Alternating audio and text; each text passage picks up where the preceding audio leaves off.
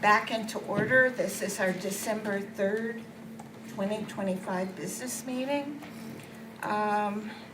Let's all rise for Pledge of Allegiance, and could I have Trustee Falsetta?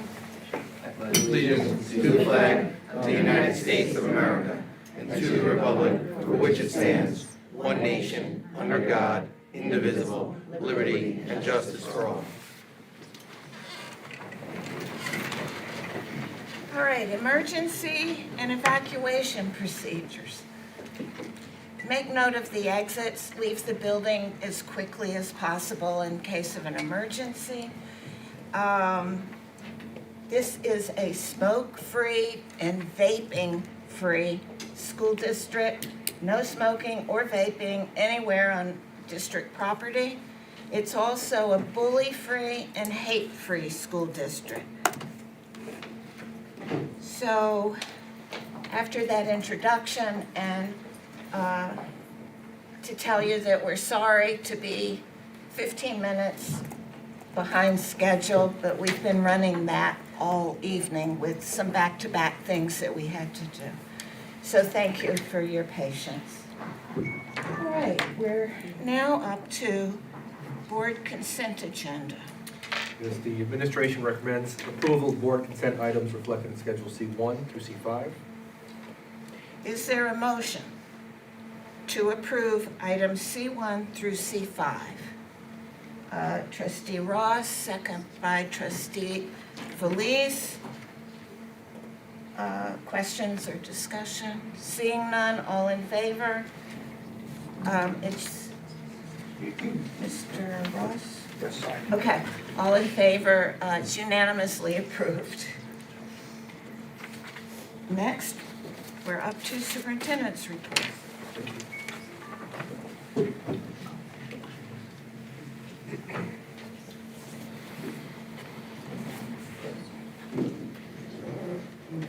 Good evening, everyone.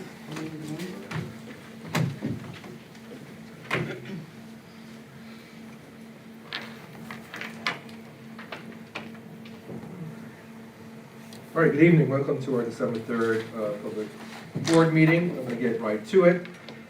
First and foremost, we had a nice observation of Veterans Day at Belport Middle School, which was orchestrated by our Social Studies Department and Dr. Lizzie Blazik, who invited our poem to veterans. It's always a huge hit for our students, and also a huge hit for our veterans who do the services of the dogs. One of the things we like to do is have veterans that are both community members and staff members talk to the students about their experiences serving our great nation in the various arms of the armed forces. I also had the pleasure of attending the curriculum fair at Belport High School, which is basically our students present different content areas. It's a lot of fun. Speaking to the music kids obviously, but all the kids in all the different content areas. I really got a good time with the Social Studies Department again, which was testing my knowledge of emojis as they coded historical events using emojis. I was terrible at that. I was okay with recognizing quotes for famous historical figures. But it was a great night just interacting with students who were showing their enthusiasm for the various content areas that they represented. And a big shout out to the high school staff who participated for a fun and informative evening. I also had the great pleasure of attending our National Junior Honor Society induction ceremony at Belport Middle School. Great to see the faces, the pride in the faces of our parents who attended. And a big shout out to our middle school officers who participated in the lovely ceremony at Belport Middle School.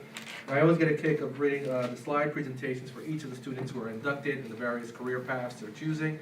We have some pretty ambitious students in our school district. Along the same lines, I had the privilege of attending our National Honor Society induction ceremony in our newly renovated auditorium. The space looks lovely, the sound system sounded great. It was just really a great source of pride and something that really was a long time coming. But a little ceremonial ribbon cutting ceremony, although the ribbon kind of just fell off the door there, which was a moment of laughter. But really proud of all of our inductees and what they accomplished, and really excited to see what they'll accomplish moving forward. At our next meeting in January 7th, we will be highlighting some academic achievement by some of these notable students. So really excited and proud of the achievements of all our students, especially our officers who facilitated the entire induction ceremony, and a big shout out to their advisors. Celebrating student excellence, we also had the Center of Excellence induction ceremony. These are for first-generation college-bound students at Belport High School. A lovely ceremony.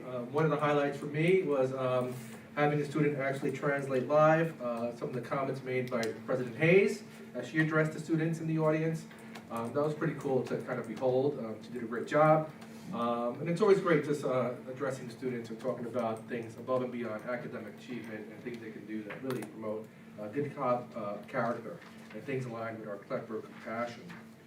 Along those lines of like reaching out to community and first responders, we had a great event at Frank P. Long Intermediate School where each of 3 different facets of first responders visited the school in their vehicles. We had the Suffolk County Police, we had the fire department and South Central Ambulance Company come down, giving students the opportunity to board the vehicles. They got to meet a canine unit, and somehow the canine and the dogs are always a hit.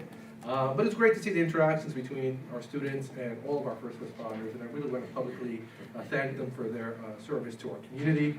I think our appreciation is really deep.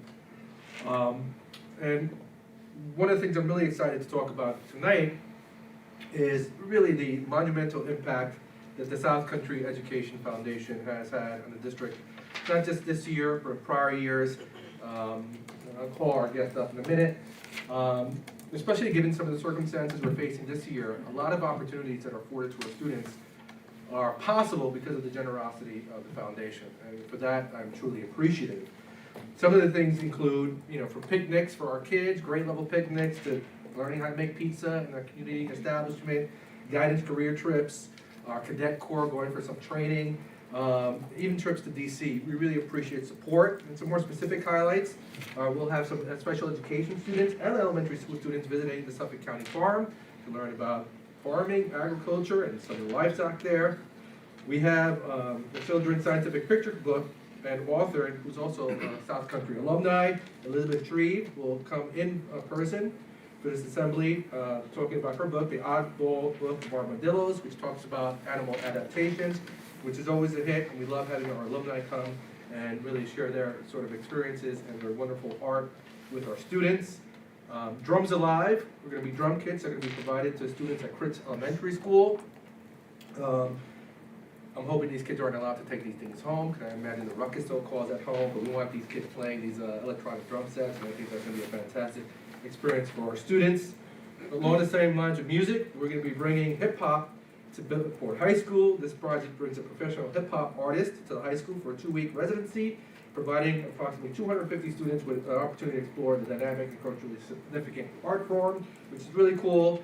And maybe some of this will be captured with new Zoom cameras that are reported to our video department, which is really fantastic. And really the lesson behind that is students telling their stories using video as a format. So we're excited about the acquisition of those cameras. Seed will also be providing presentations, sloths and rainforest friends, which is always a hit. Anytime you bring live animals to a school, kids get super excited, especially when they're exotic. I had the privilege of seeing sloths in the wild, and they are pretty remarkable creatures. I'm also excited about going to Costa Rica this summer with our high school students when we explore the rainforest live.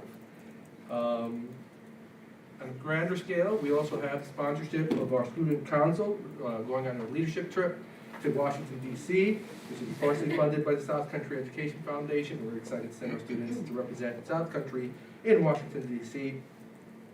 Students will also be conducting some art with a local artist at Mama's Farm, where they'll be introduced to artist Jay Sylvester, and they'll learn about his artistic process, which is always exciting. And they'll also be traveling to Port Jefferson, to the Theater 3, to our kindergarten students to see Don't Let the Pigeon Drive the Bus, which is a children's play that's very popular, based on a very popular series book. So we're excited for our kindergarten students to have that experience. And the Long Island Aquarium, which is always a hit. I think kids always want to go to Shark Tank. I don't know if I would recommend that, but certainly it's a great learning opportunity for our students to be exposed to all these things that are made possible by the South Country Education Foundation. In all, just in these 4 grants, we amassed over $70,000 of contributions. So with that, I want to call Andrea Faxman, the president, Suzette Emma Uzi, Vice President, Samantha Fassman, our Treasurer, and Hans Temple, just to be recognized. We have a little certificate of appreciation. Yeah, and I can't tell you how much gratitude we have for the organization and for the generous contributions you've made all over the years. Thank you. Thank you. You're welcome. You're welcome.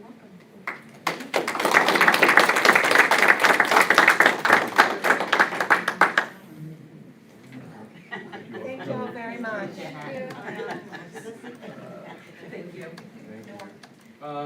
You can follow a lot of this action on our website. I recommend everybody explore our newly designed website, which is a lot more accessible to our community members. You can also stay sort of in touch or abreast of a lot of the great things happening in Bellport, South Country School District, or our various social media platforms.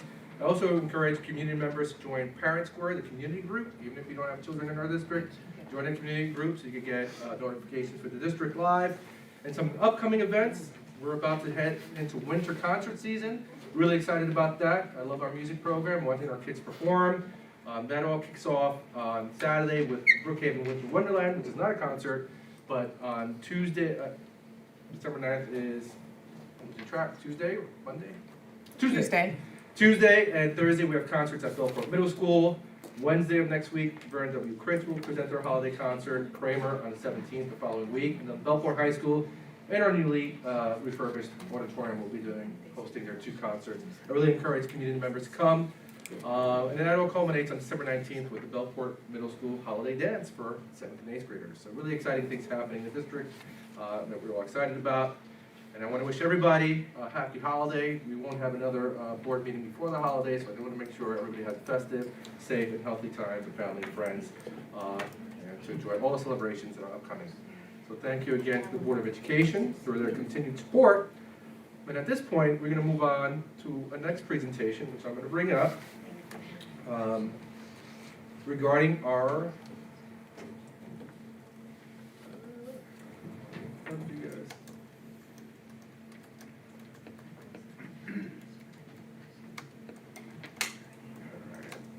At this time, I'd love to introduce Monica Fulo-Tetuan, our Director of ELL, Bilingual World Languages Programs, Christine Daniels, and Amy Clark to the podium. Let's see if this works.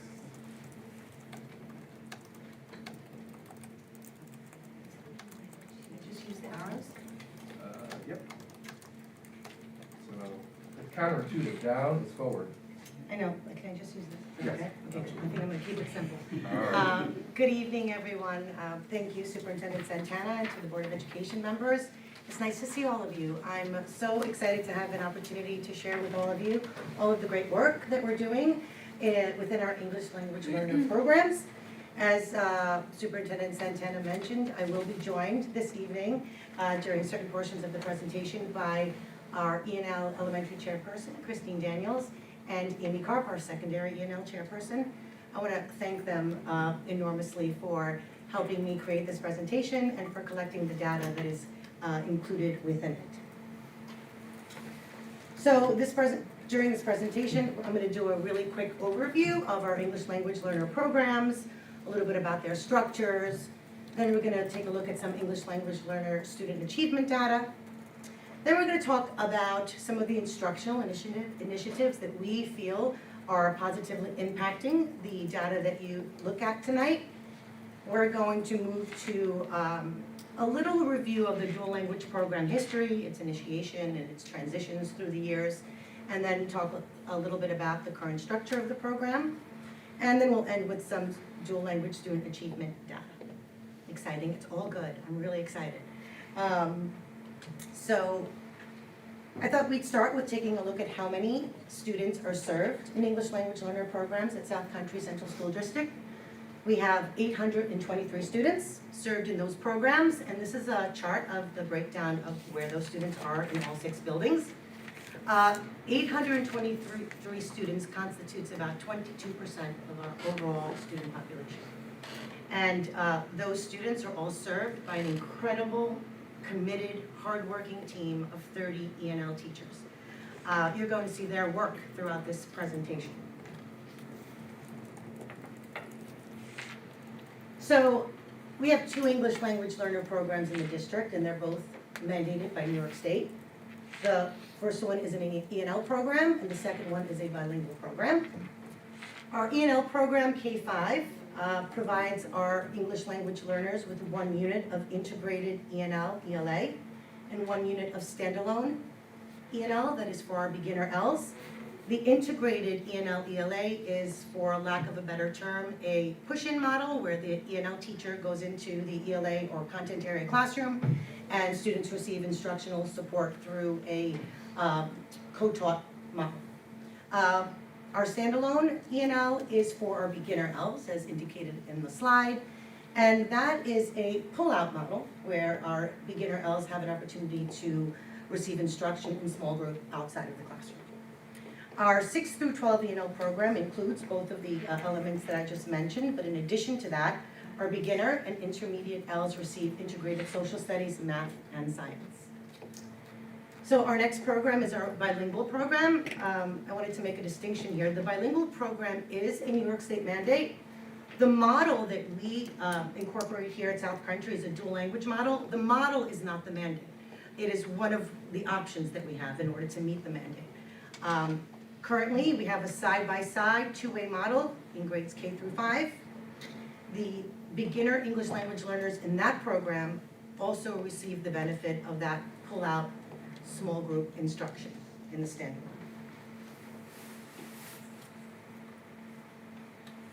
So the central accountability measure for the E&L department is our NYSESLAT. The NYSESLAT is an annual exam taken by all K-12 English language learners, and it is an English proficiency assessment. It assesses students in all 4 English proficiency modalities, listening, reading, speaking, and writing. And depending on what an English language learner earns on that exam, that's what determines the service. So our proficiency levels are entering emerging, which constitutes our beginner English language learners, transitioning, which constitute our intermediate English language learners, expanding, which constitute our advanced English language learners, and our commanding students that are recently proficient students. Within the first 2 years of proficiency, the state requires us to provide them with 2 years of continued support after that point. So here's the first piece of great data. So this slide shows the number of students that scored proficient in 2024 and 2025. 2024, 38 students scored proficient, and this past testing season, 103 students scored commanding, which is really exciting. It's a big difference. We have a commanding celebration at the end of every year. I know that some of you have attended that celebration. Well, needless to say, it's going to be a much bigger crowd this year, and we are really excited for that. And this is a very quick look at our K-5 NYSESLAT data. I have 3 years worth of data here, beginning with 2023 on the left. I want you to bring your attention to the yellow slice of the pie. That was an area of focus for us when we were considering what instructional moves we needed to make to improve student outcomes. That orange slice of the pie constitutes the percentage of students that actually went back a proficiency level those years. So we wanted to really dig into that data, take a look at what our students needed there, and as you can see, we've been able to bridge that gap in the last couple of years.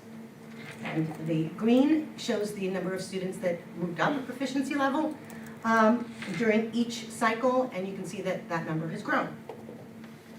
The gray is students that remain the same. That does not constitute a lack of progress. In fact, when we dig deep into this data, we know that the raw scores show that our students are improving just within the same proficiency range. It takes 3 to 7 years to develop academic English, so this is like normal trajectory. And even though the NYSESLAT is our main accountability measure, we'd like to take a look at how our English language learners, particularly the ones that just scored out, are doing on bigger assessment scales. And we can look here, it's circled here for you. These are those students that I mentioned, commanding Ls, the state calls them former LEPs. Those are the students that have been out of the program 1 to 2 years. they scored, 23% of them scored proficient in the ELA on 2024, and we had an increase to, I believe, 38% this past testing season. So that's an increase, and not only is it an increase, but you can see that it's up to par with the gen ed counterparts. It's at the same percentage. So these are English language learners that are recently exiting the program that are, ready to move forward and are well poised to continue to develop academically. We look at our math data for 3 through 8, we see that similar increase in results for math this year. And in fact, if you look at the percentage of former English language learners, students that just scored proficient, compared to their general education counterparts, we are outperforming them.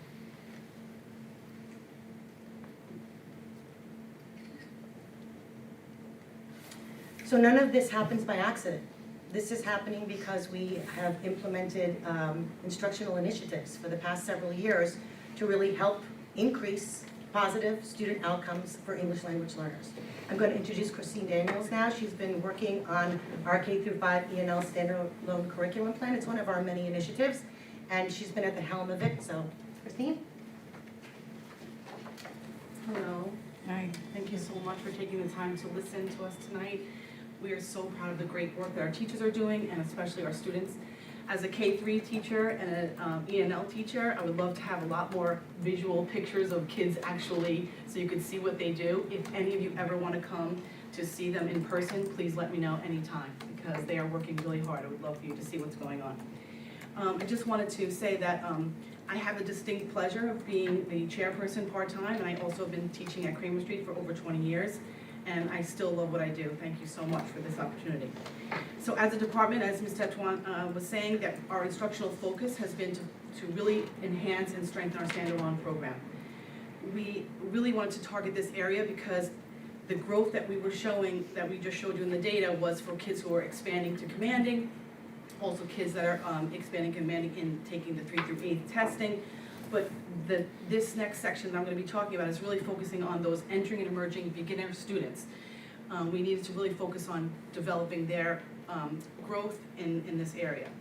I wanted to provide you with a brief overview of the plan that we implemented, but I want to just focus on the names at the bottom of this slide. These are the 2 teams of people over the past 2 summers. With your approval, we had summer curriculum writing, and they did an exceptional job creating an amazing plan. So I'd like to share that with you now.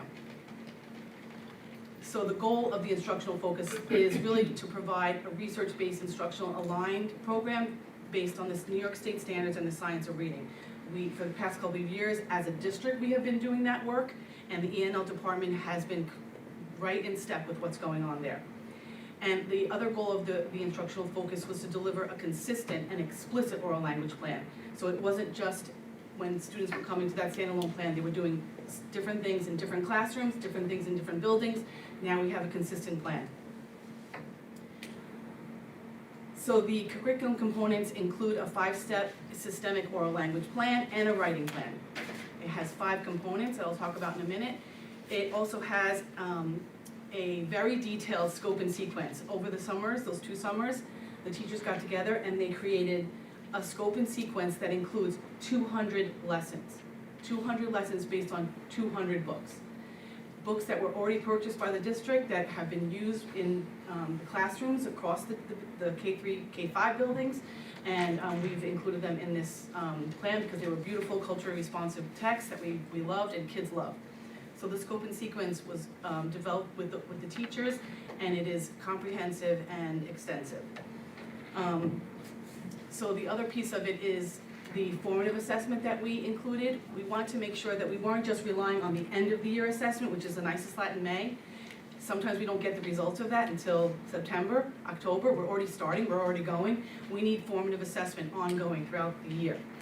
So we have student-facing rubrics so that students know what they're doing when they walk into the standalone class.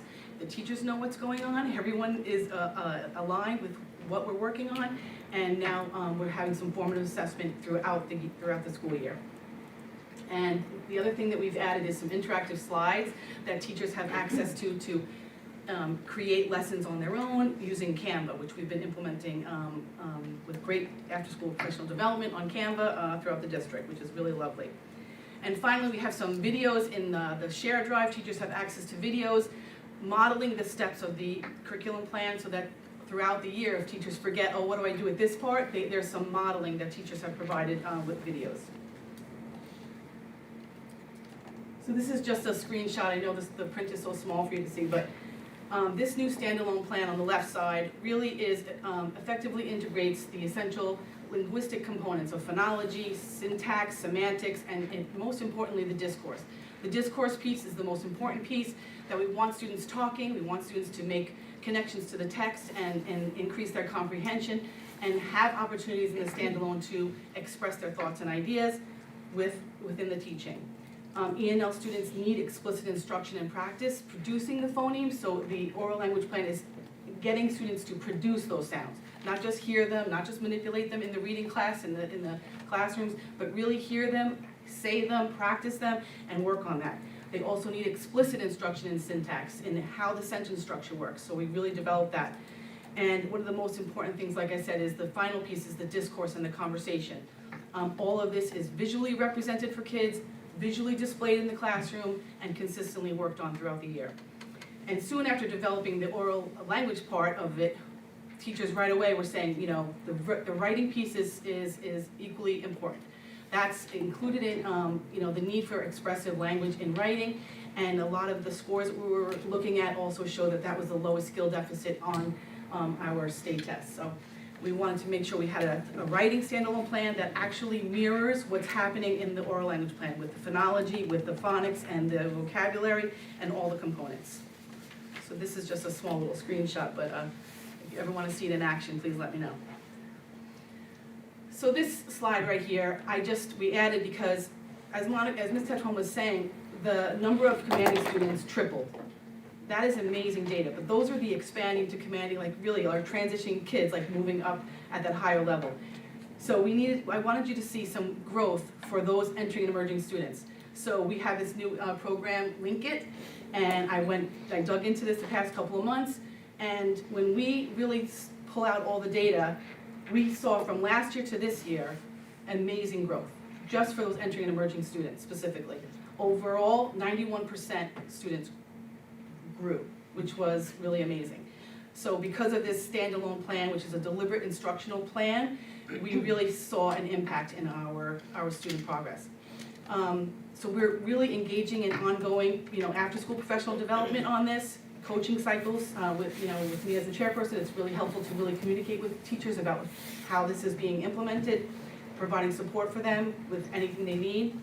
And we look at all this data, and it's not just for the great positive things, right? We want to show, yes, look, 100% of kids from K to 1 made growth, 100% in 4 and 5. This is great, but we also want to look at where kids are struggling and where kids need more support. So the Link It program that we have and having some formative assessment data is really helping us to really zoom in and see where do we need to provide more support for the students who need us the most. So I hope I didn't talk too fast, but I think we have a little bit of time. But thank you so much for listening. I appreciate it. Thank you. Thank you, Christine. Thank you for your invaluable contributions to our collective efforts on behalf of students. Really great work. We're going to move to 6 through 12 NYSESLAT data now, and it's pretty much set up the same way the K through 5 was. Again, I'll bring your attention to the yellow piece of the pie, which was our focus. We really wanted to minimize the number of students that were going down a proficiency level, and we've done that. In 2023, it says 6.2% of students were going down a proficiency level, and this past year, only 1.2% went down. We're going to continue to chip away at that, but we are definitely bridging that gap. And again, the number of students that are going up a proficiency level, that green-gray area, that's moving up too. So everything is moving in the right direction at the secondary level as well.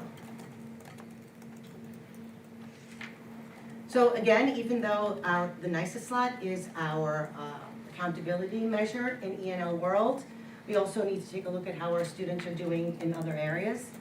This is incredible data. I need you to really take a minute to soak this in, because The English Regents is the greatest obstacle for English language learners when it comes to graduation for obvious reasons. They're learning English and it's an English assessment.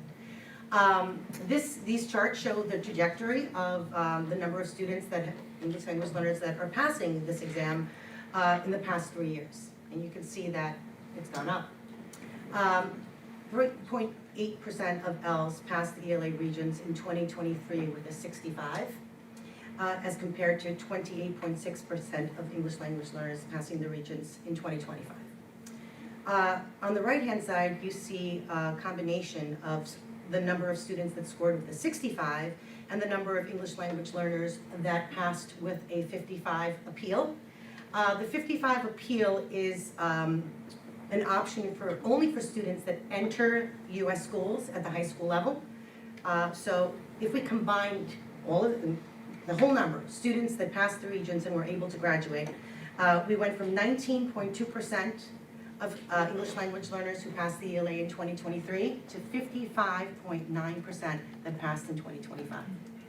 These are incredible, incredible gains and a testament to the work of our ENL, ELA, duly certified teachers at the high school. They just are tireless leaders and advocates for our students. And they're on the front line, so kudos to them. And if we take a look at our global and U.S. history Regents results for English language learners, we see the same. On the left-hand side, we see that 3-year trajectory. In 2023, 45.5% of our ELs passed the global Regents exam, as compared to 64.4% of ELs that passed in 2025. On the right, our U.S. history Regents results take us from 33.3% of ELs passing in 2023 to 59.3% of English language learners passing in 2025.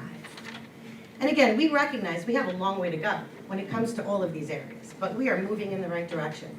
And that's really exciting to us and a testament to the work that our chair people are doing, our teachers are doing, and our students are doing. And again, you know, if more students pass the Regents exams, more students are going to graduate, and we see that our English language learner graduation rate increased to 50% this year, and that's in line with our regional and state averages. So now I'm going to bring up Ms. Amy Karp. She's our secondary chairperson, and she's going to talk about one of the instructional initiatives that we've been engaged in at the secondary level. Because again, none of these results happen by accident. This is a result of intentional instructional development. And Amy, you want to come up and talk about our writing focus? All right, good evening. Thank you. Thanks for listening to some of the work we've been doing at the secondary level. We've been, for the last couple of years, we've been really focusing on writing. As it's come to our attention that writing has been an area of struggle for some of our students. And particularly, we've been focusing on back to this sentence level, back to increasing sentence complexity across all content areas. So not just in an ELA or a writing block, but across all content areas we want kids to be writing. If you see here, the reason that this need came about was that in analyzing some of the data of our student population at the middle school and the high school, if you can see on the left, at Belport Middle School, we had almost 50% of students were comprised of long-term English language learners. A long-term English language learner is a student that's receiving ENL services for more than 6 years. So if they entered in kindergarten and by 6th grade are still not testing proficient, they fall into this category of long-term English language learners. So it's making up a large percentage of our population, and at the high school you can see it's about a third, it's 31%. So it prompted me to look further as to what was causing these students to have trouble becoming proficient or testing out. So on the right, you could see a sample of some of the NYSESLAT data of our secondary students. And although they're performing very well, these are long-term ELs in the modalities of listening, speaking, and reading, writing was really stood out as an area that was not in proportion with the other scores. They were writing at a level more representing a transitioning or an emerging student versus a expanding or commanding student. So it really brought to my attention that they need to be taught how to explicitly, it has to be taught in a more explicit manner. What's needed to score at a certain level on this exam, they're really only asked to write a long paragraph. It's not a writing that isn't a long essay or something that is, one would think would be a difficult task per se, but it really brought to light that their ability to write complex sentences needed some work. So, in trying to find a resource that we could use to help teachers and students, I came across this book known as The Writing Revolution, which is really a way that it provides a lot of strategies and techniques that students and teachers can use in a variety of content areas to increase complexity of sentences in student writing. You can see these are the 6 principles that guide the strategies and techniques in the Writing Revolution. And the 3 most important ones are that students need to be explicitly taught how to write. It doesn't assume that students are going to learn how to write through just practice alone. It's not enough to write and write and write without any explicit instruction, especially for ENL students. So we really have to go back to the sentence level, and what this book does a great job of is providing a ton of resources and examples of how to incorporate sentence level complexity across all content areas, and using the content of social studies and science and even math, which most people don't think you can write in, but as I co-teach algebra, and every day I think of a sentence that I can use in my class. So students can write a complex sentence to explain their thinking, to explain a mistake that was made in a problem, to show, using, just complex sentences to really show what they know, to assess their content knowledge. Not just, what's really so great about this is that it's not in isolation, it's using the content that they're already learning. And that's what really separates this from some other types of writing techniques. So in providing a lot of professional development and really for the last couple of years on these techniques, we saw this year how the writing changed.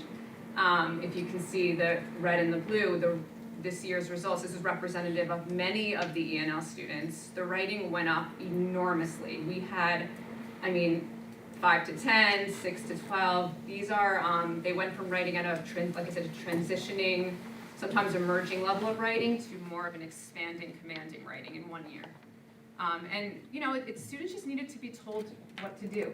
They needed to be shown and modeled exactly what they needed to provide. They needed to be shown the rubric. They needed to be conferenced with and shown their scores and why they weren't testing out.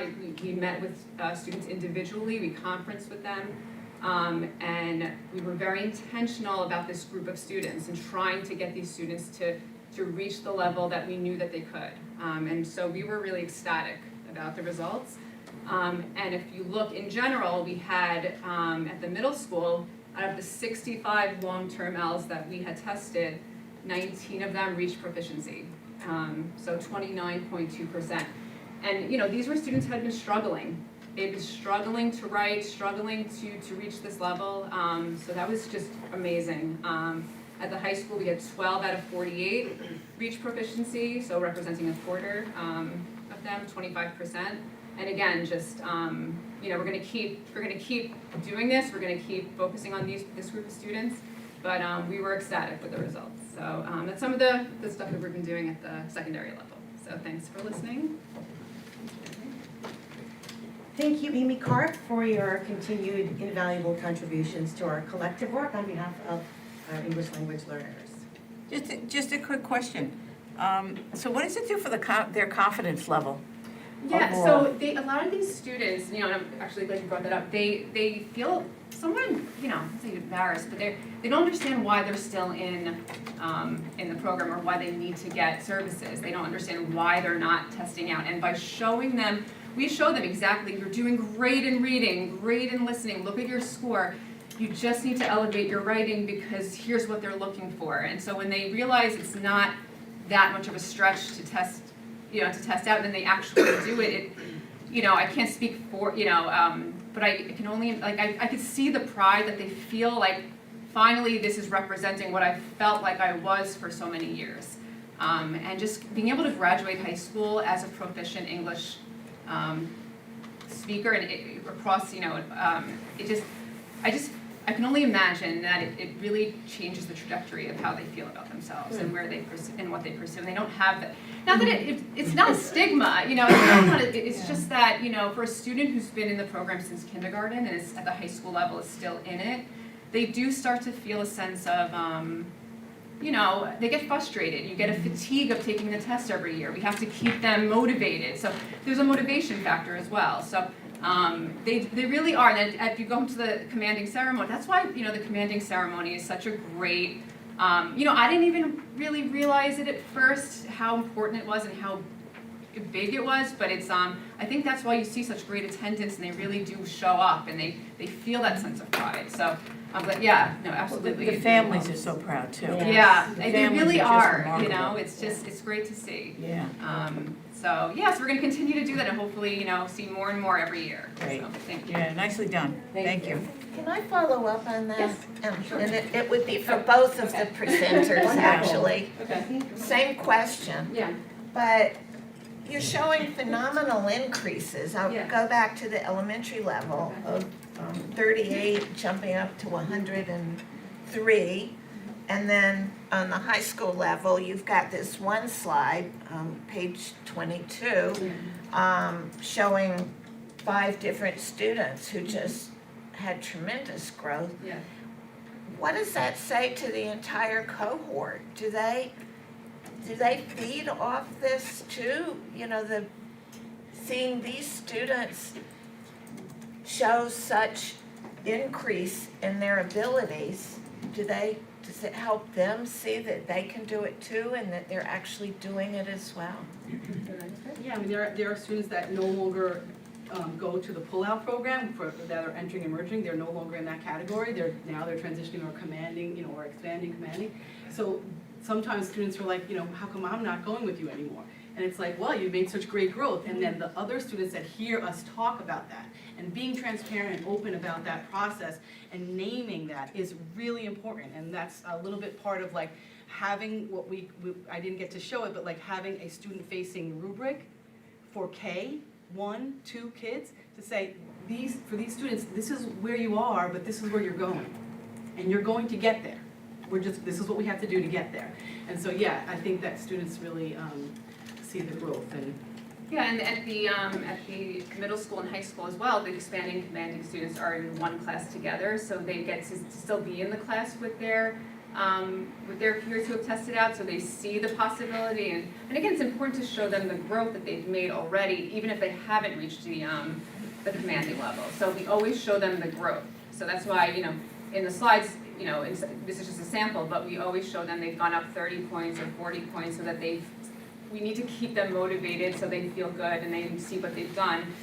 There are students who are one question away, many of them actually. So as great, not like, oh my God, I didn't, and so it's kind of just to motivate them, and that's a big part of it. So it definitely helps to see their counterparts who have reached that level that is possible for them as well. So, but yes, for sure. Thank you. Great team I've got, right? You too. Plus the phenomenal teachers that I have, but we really operate in the ENL program and the DL program from a place of understanding that if we want different results, if we want better results, we need to shift our instruction, right? If we continue to do the same thing and expect different results, you know what that is the definition of, right? So it's really exciting to be able to showcase our great work tonight. All right, so we're going to move to our K-5 dual language program. And so we have 240 students in the K-5 dual language program. Currently, we have 126 English dominant students and 114 English language learners. I wanted to just walk everyone through a review of the history of the dual language program and how it evolved. There were multiple iterations of this program as we got closer and closer to a model that we felt was the one that provided the most target language integrity. So in 2014, 2015, the district launched a transitional bilingual program at the kindergarten level. The transitional program is a bilingual program that meets New York State standards, but it is an all English language learner program. It does not include English dominant students. So we had that for 1 year, and then the following year was the first year that we moved to a two-way dual language program. And that's when English dominant students were invited into the program. We had one class, half of the students were English dominant, the other half were English language learners. We had one teacher teaching in both languages. And we had that model for a few years, and then in 2018, 2019, we moved to a side-by-side two-way dual language model. And basically, that allowed us to have two classes instead of one class, two groups of students. And then we were able to get one teacher to only teach Spanish and the other teacher to only teach English. And the reason why we moved to this model was because in the standalone two-way model, we were noticing that the integrity of the target language wasn't as refined as we would have liked it. You know, when you have one teacher teaching both languages in a community that is English dominant, in an environment where English is the dominant language of assessments, you know, everything starts leaning heavily towards English, and we really wanted to kind of balance out that the linguistic integrity in this program. So that's why we moved to a side-by-side, and it also allowed us the opportunity to include an additional class at every grade level, which we thought was important. And that model that was introduced in the 2018-2019 school year is the one that is in effect today, K-5. It took a few years to roll out, obviously, because we started with a different model for a couple of years. So now I wanted to address our grade 6 dual language program that also has gone through multiple iterations until we felt we could land on something that made the most sense for kids. And that really provided that target language integrity piece. So the 2016, 2017, 2018 kindergarten cohorts in that single class with that one teacher with two languages, they landed in 6th grade in 2022 and 2023. So initially we tried out this plan where we wanted to provide those students with an accelerated Spanish class, but we wanted to really keep it close to the curriculum because that's what these kids had been used to from K-5, right? So we had a grade 6 ELA teacher co-teaching with a Spanish teacher in the hope that together they could meld their expertise and it could be a Spanish class that was closely connected to the curriculum. We tried it for a few years for those single groups. It really didn't work well. And it didn't work well for the same reason the standalone didn't work well. We had two teachers. The curriculum expert was English speaking. And then the Spanish teacher was Spanish speaking, but it was a Spanish class. But there was a lot of English going on in that class. So the integrity of the Spanish language, which was the target language of that course, wasn't really being upheld. Last year, we got our first double group that went to 6th grade. So we had an opportunity here because we now had two groups of students. We could alternate. So we had a bilingual teacher teaching both groups of students, and she taught literacy classes of reading, writing, and math bilingually in English and Spanish with an alternating pattern. We tried it, and it fell short again, in part because of that same model. One teacher trying to navigate two languages with a group of students that were used to two teachers, right? So we tried it, it didn't work. And, you know, we really wanted to try and extend it to grade 6 because technically grade 6 is an extension of elementary school. So we didn't want to give up on the idea, so, you know, we gave it a few tries. But this year, our 6th grade dual language students are doing a daily accelerated Spanish course. They're the only students at the middle school that take this course, and our 7th grade dual language students are also in an accelerated course, as are our 8th grade students. This is just a little chart showing the trajectory of our dual language students compared to our general language students at the secondary level. Our goal is for our dual language students to, get a couple of AP courses under their belts, earn the seal of biliteracy with ease, maybe add another language at the high school level. So now we're gonna move to our English dominant student data, right? This dual language program, half of our students are English dominant. We've spent this entire time looking at English language learner data, and that kind of encompassed our dual language English language learner. But now we need to take a look at how our English dominant students are doing in the dual language program, and the answer is pretty good. This is our New York State ELA data for 2023 and 2024. The green column represents English dominant students within the dual language program, and the orange constitutes their English dominant counterparts outside of the program. And you can see that in 2023, they outperformed their general education English dominant peers, except for one grade level. And in 2024, they overall outperformed their English dominant counterparts outside of the dual language program, except for, I think it's second grade. And then our latest data shows that our students are actually doing better and better. Take a look at that grade 3 ELA data. Our English dominant students inside the dual language program, 75% of them scored proficient on the ELA this past May, compared to about 50% for their counterparts outside of the dual language program. Pretty significant, I think. And then when we look at our math, it's even better. This is 23-24 data. Again, the green column represents our English dominant students inside the dual language program, as compared to the orange column, which is our English dominant students outside of the program, outperforming their general education counterparts across the board in 2023-2024 math. And our 2025 data is even more insane. I mean, really, right? You laugh, but it's so true. Look, 3rd grade and 4th grade students. 95% of our students that are English dominant within the dual language program scored proficient.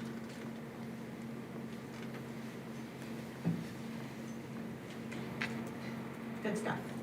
Yeah, they're doing really well. And we were happy to see that. But, we know this to be true. The research shows that, dual language students excel and often go beyond their counterparts and outperform them. But to take a deep dive into our own local data after, several years of being in operation and seeing this is incredibly gratifying. I mean, again, and what it says is that biliteracy supports learning, right? It's not something that diminishes learning. It's something that enhances learning.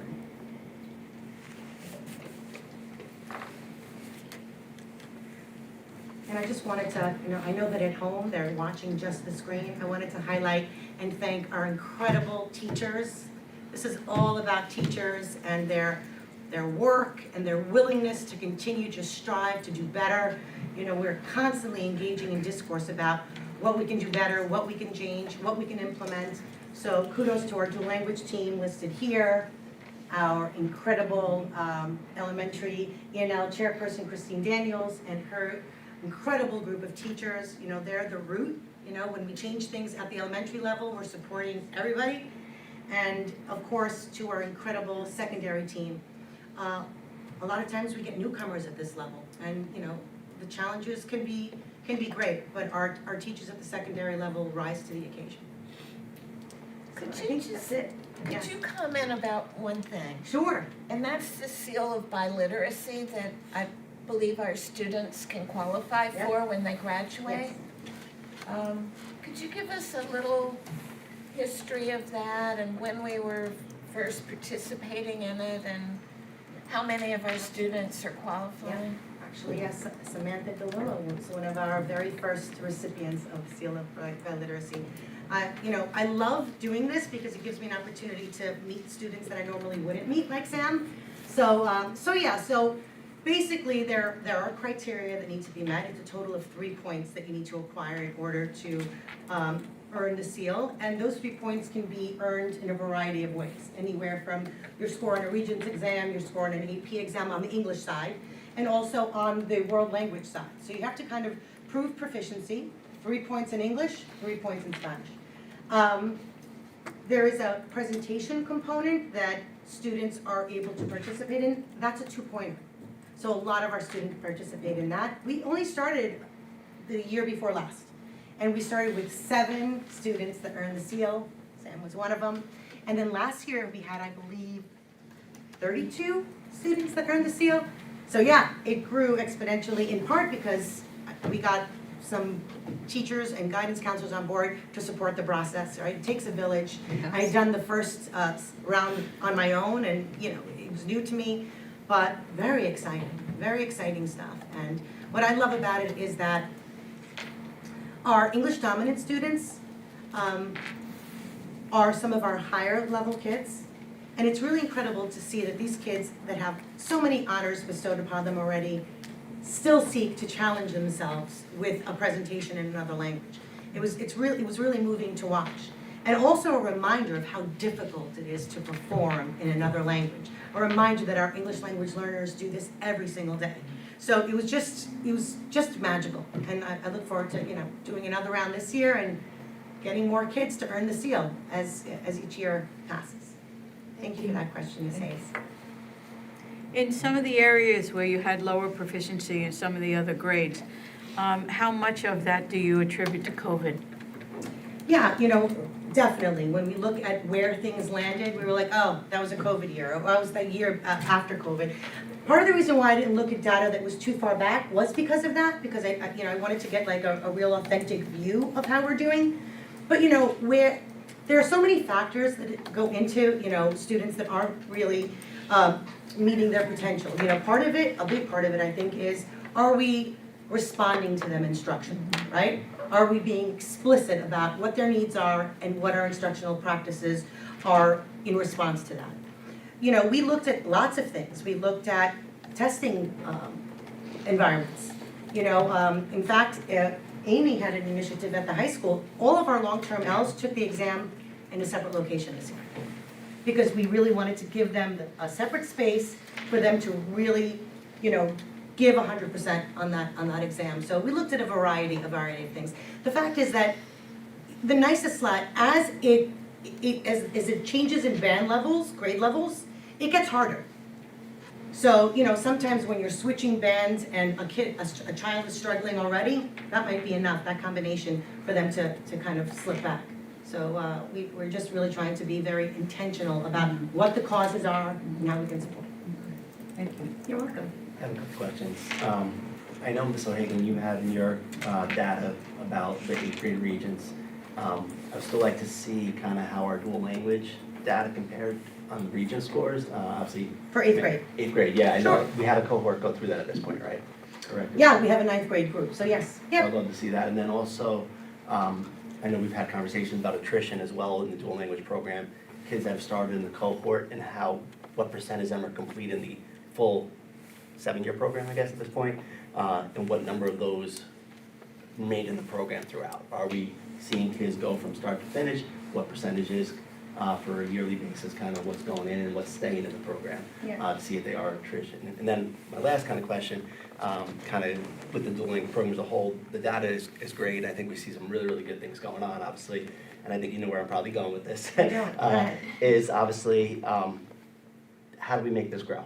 How do we make this as a, if everything is going as well as it's going in this program, and we've had conversations, obviously, about it, and I think with Mr. Santana as well, myself personally, if it's such a positive impact on the district, what as the board should we be doing to see this grow?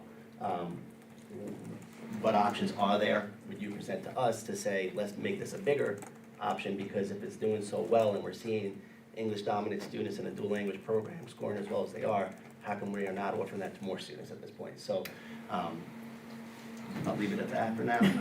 We have had multiple conversations, and we both agree on the value of biliteracy in our community and in our classrooms.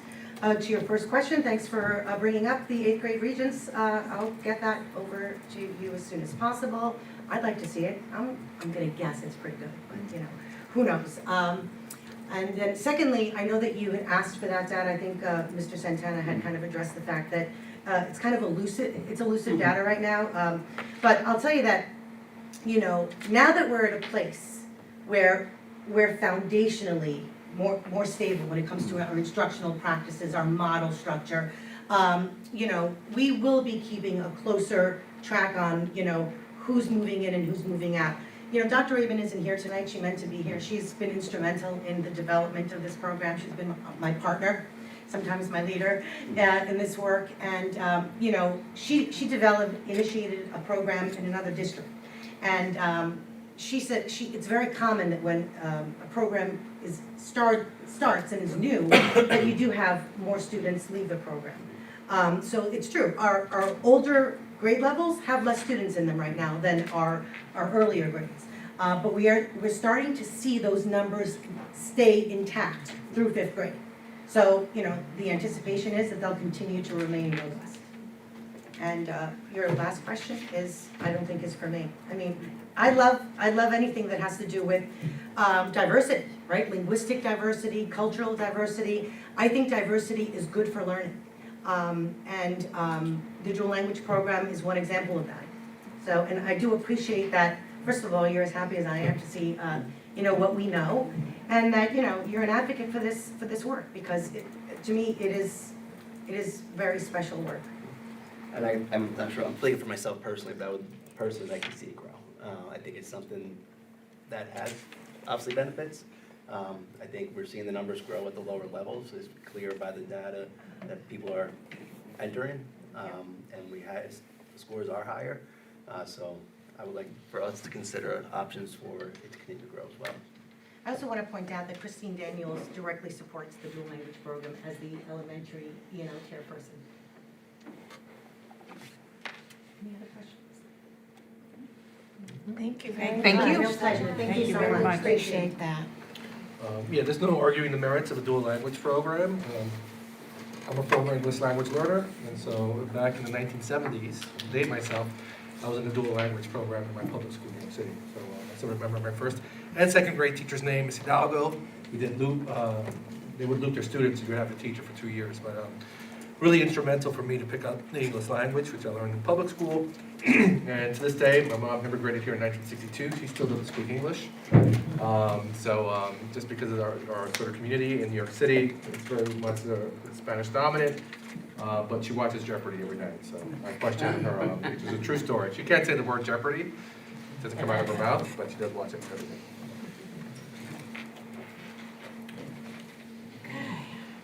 All right, I think we are up to,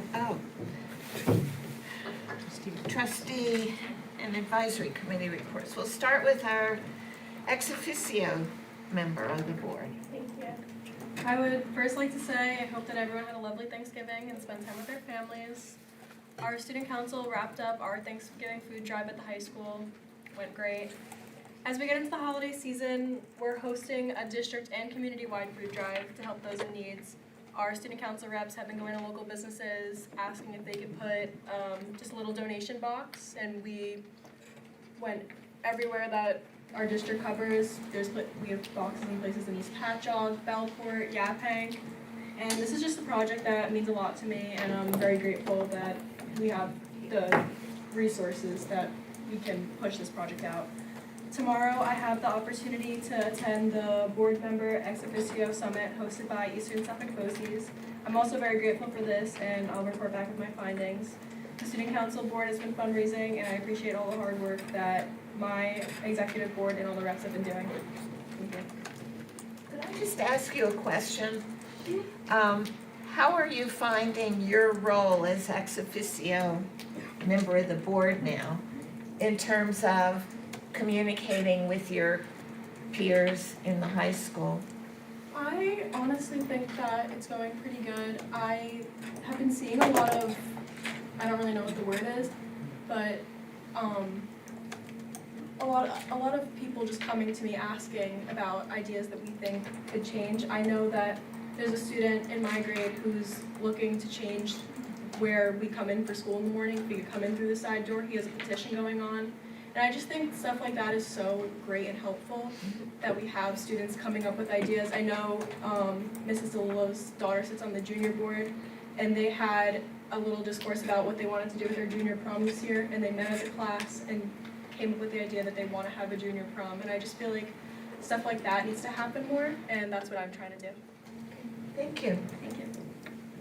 Trustee Felisetta.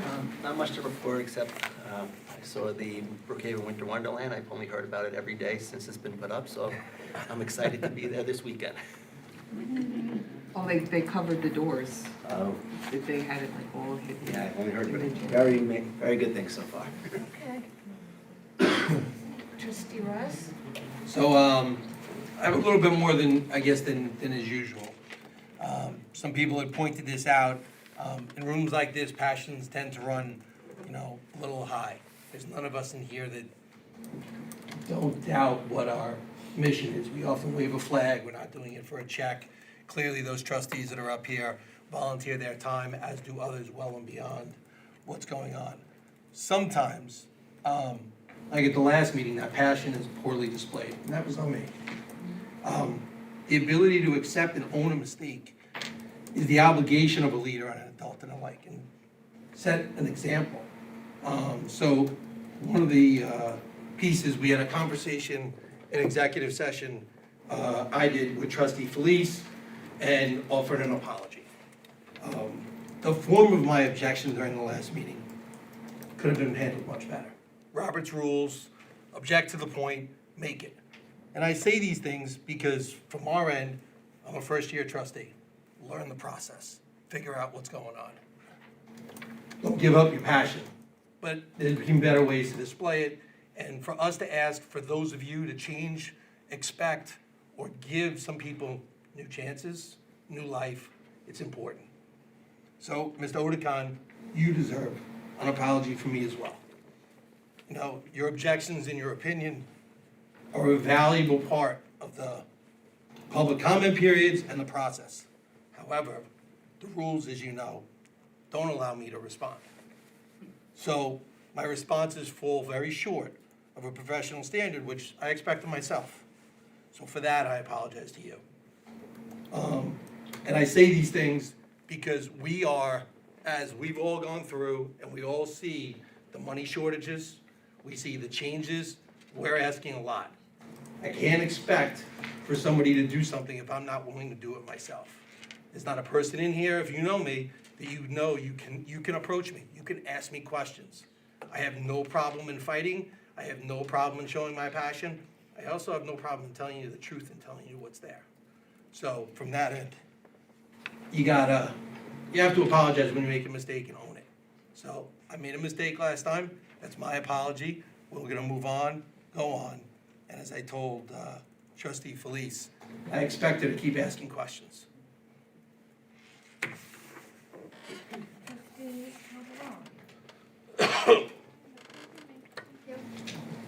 Trustee Felice. Thank you.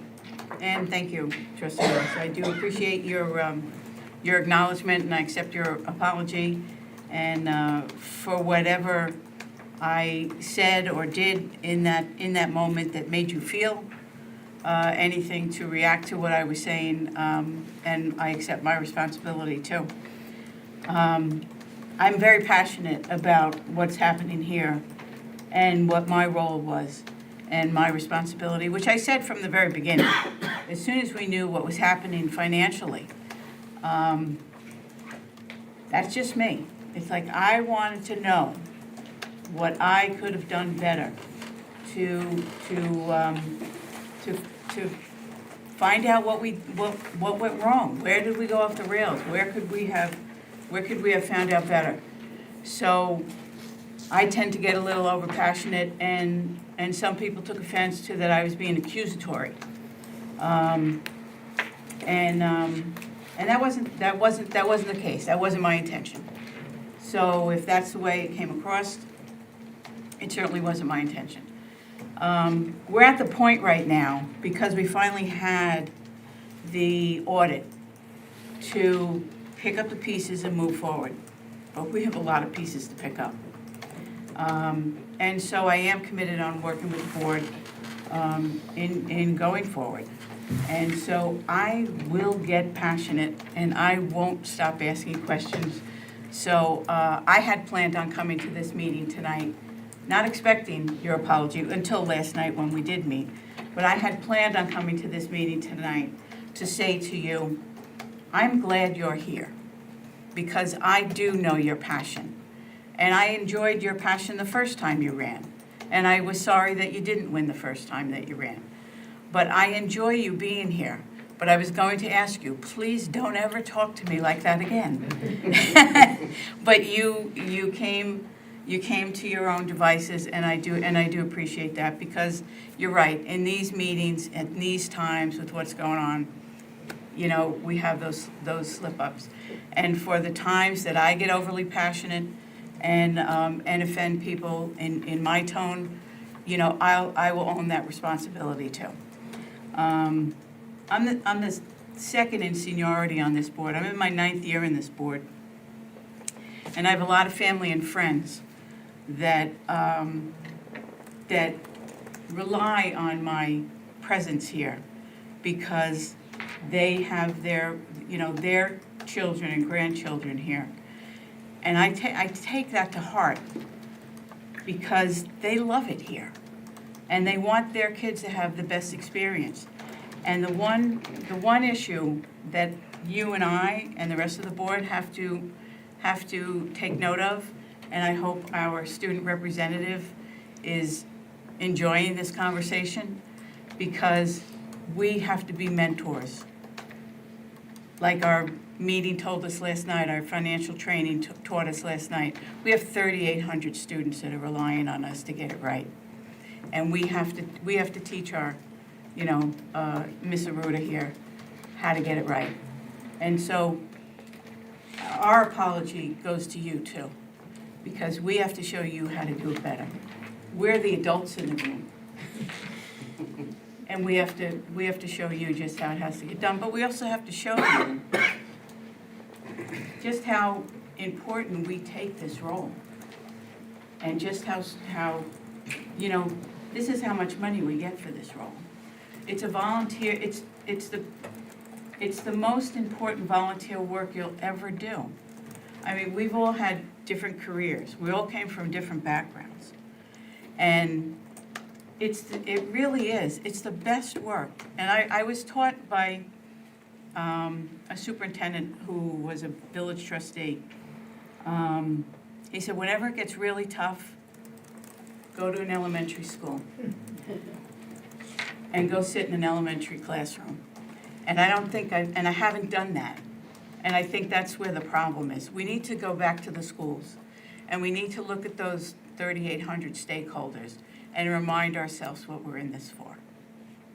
Now, I could bore you to tears with what happened at the health and safety meeting the other night, that Mr. Huntsman did a wonderful job of leading, but I don't think we want to talk about that right now. And I'm so glad that you brought up what you did, because I think this is the heart of where we're at right now.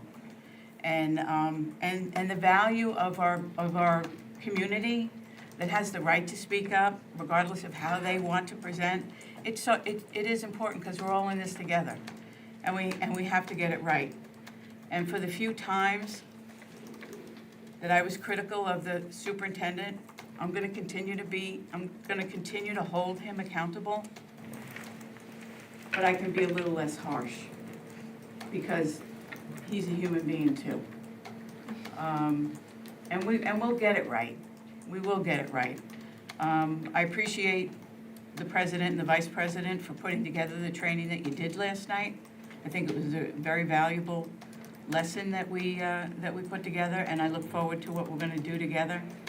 But the one message that we walked out of there with was, if we don't do this together, we're not going to get it right. I think that's the biggest message that we got. So I accept your apology, and I agree to go together. I agree to go forward together. And tonight we hit the restart button. Thank you. Okay. Next, Trustee DeLillo. I'm going to piggyback on what Trustee Felice just said. I was lucky enough last week to spend time in an elementary classroom. And there is nothing as wonderful as building a log cabin out of Lincoln logs on the floor, or making a pumpkin pie out of Play-Doh and roasting it over a stuffed fireplace. So it really is, spend time with your kids when they're little. You're like, you don't appreciate them because you're rushing through everything. I could say that, I have 3. You rush through, but take the time to make the pumpkin pie out of Play-Doh. It's a lot of fun. I just want to say, as a follow-up, I mentioned that Brookhaven was doing the food drive. I spoke with Dr. Raymond. She said they were able to give 30 families Thanksgiving dinners in conjunction with Island Harvest. Families were given turkeys and gift cards so that they could supplement their meals, which I thought was fantastic. Any monies left over are going towards a coat drive that's going on now, so all good things. Staying at the elementary level, this is me being a little me. Friday are parent-teacher conferences for the K through 5. I encourage every parent to reach out to their teachers and talk about their kids. Find out what's going on, find out why your kid likes the teacher and why your child doesn't. Like, there might be something that they're coming home and saying, and you're just not seeing it until you sit with the teacher. And the only way to work through things is communication. And this is the greatest opportunity you're gonna have to do that with your students, your child's teacher. So please. Also, Brookhaven is hosting their Winter Wonderland on Saturday. There are vendors, crafts, and there's also character photo ops for the kids.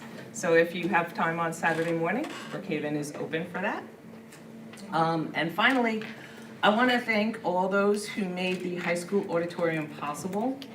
It was wonderful that our first event in there was the National Honor Society induction, recognizing our students' academic prowess. Fantastic. Special thanks to Frank Puro and Erica De La Rosa for their collaboration on just the whole layout, the chairs, the fabrics, the colors. It's warm and welcoming. And it's just such a difference from what it was. It's a sense of pride now.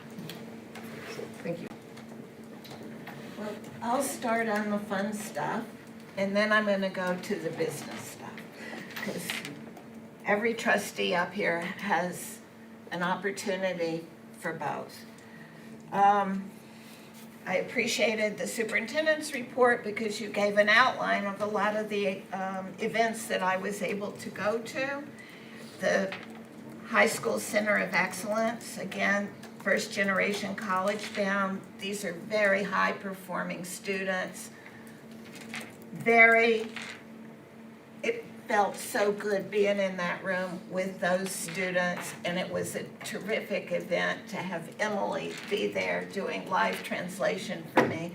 And I have a feeling she made my words sound better when she put it into Spanish than they came out of me in English. The curriculum night later that night was also a great event with, I thought, a very good turnout of students and parents. I also went to the middle school. They had a Students of the Month ceremony of a number of students who were given certificates for their participation. And again, the families and the students were so glad to be there. I went to the Junior Honor Society induction at the middle school and also the high school National Honor Society. And to top off what you said about the auditorium, just walk in there and just see the difference in lighting, where it's kind to your eyes.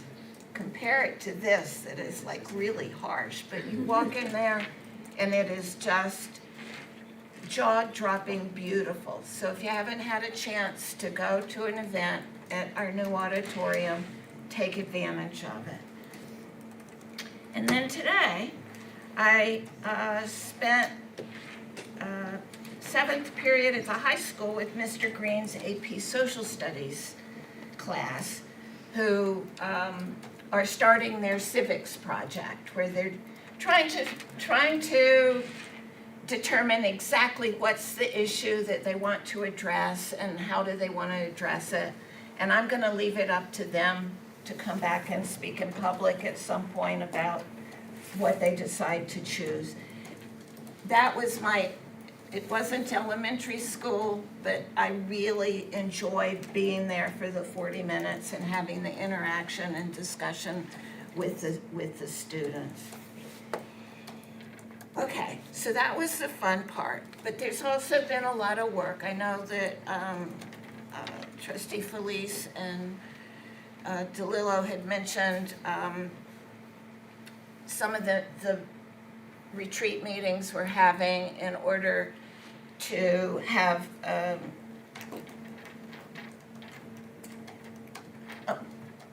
what appears to be a more cohesive functioning board, as opposed to having loud voices from one side of the room to the other, and as opposed to having a board president who is struggling to try to get control. So to the extent that I wasn't able to help at the last meeting ease this adjustment period that we're all going through, it's something I will need to be working on. And it will be something I need to work on too, to make it clear that if we have standards for speaking, both at the board table and community speaking, that if we've got a rule there that there's not gonna be interaction, we all need to respect that. And I will work harder on doing that. I've also been one of the trustees who, throughout this, and looking back and saying, what could I have done better over the last year? What could I have done differently? And I'm sort of saying that as almost a rhetorical question here, because it's not one that I'm going to answer tonight. But I can say that because of all the groundwork that this board set right after the news came to us over Labor Day weekend, to establish a path for determining what exactly had happened, how it happened, and how are we gonna make changes so that we can avoid a repetition of what had gone on. And we've got a lot of the pieces that are coming into place, because we did finally get the finalized external audit report and we'd had that presented at a meeting. We've also hired our interim assistant superintendent, who is making changes in the business office so that we're going to end up with a business office that we're going to be as proud of as we are of that high school auditorium. So we're going to want to come back and be able to talk in great detail at some point about all the good professional work that is being done, and we're starting to see some of the results of that.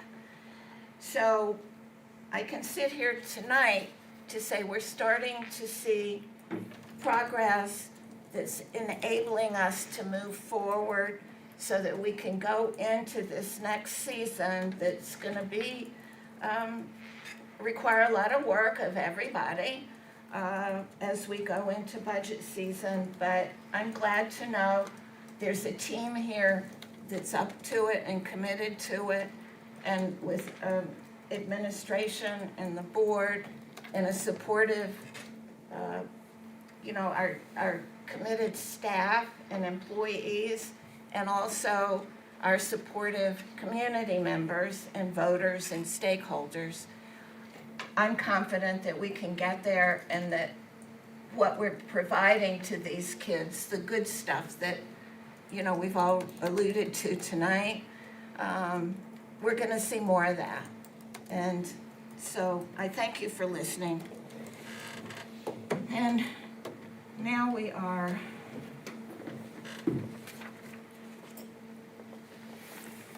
guide to board meetings. Any comments?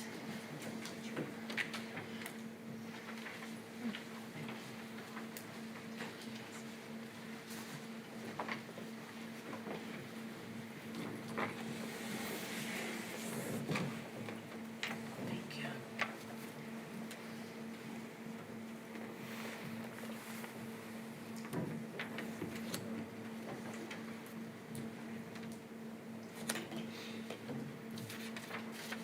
Okay. For public commentary, we offered the opportunity for for members of the public to speak to us, where we listen and we don't respond. And the comments at this portion of the meeting are supposed to be for agenda items.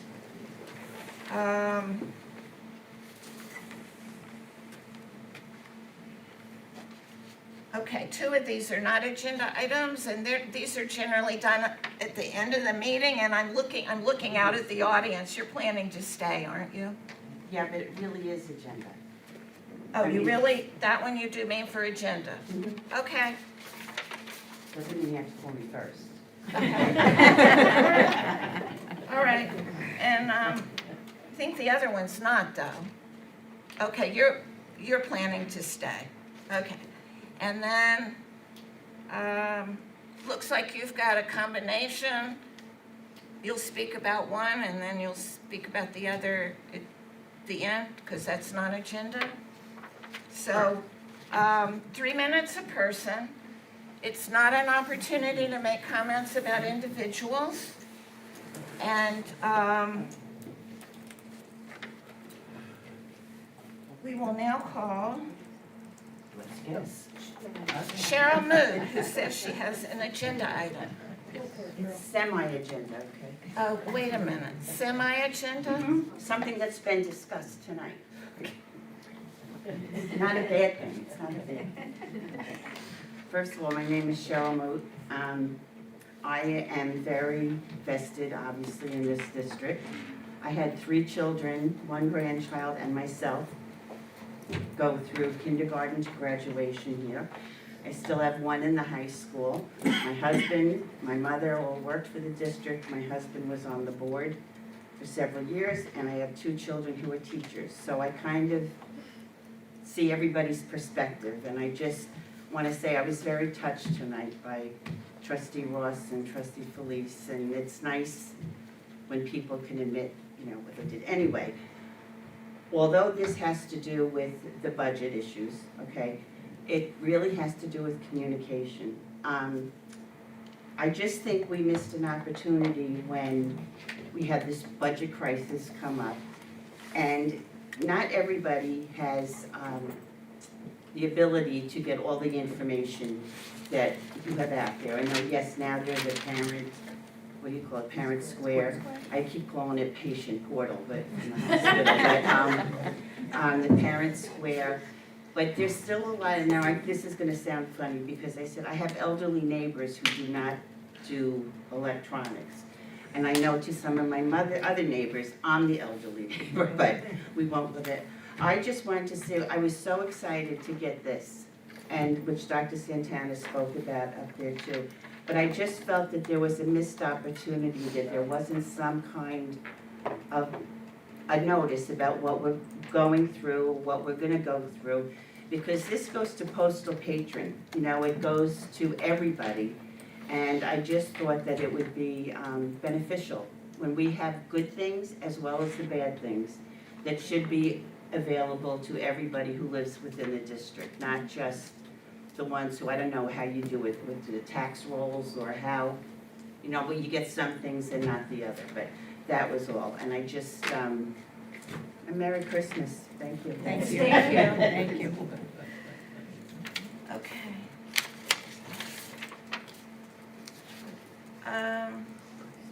Grimo to come. So I'll just speak about dual language, not the budget, is that? Gonna say yes. I'm a dad of 2 kids in the dual language program. Trustee Felicetta mentioned about the great work that we heard about today. How can we make this grow? And I want to talk about the harm that our district endured just a few months ago, where we laid off the 6th grade dual language teacher, we accessed them, we accessed the dual language coordinator.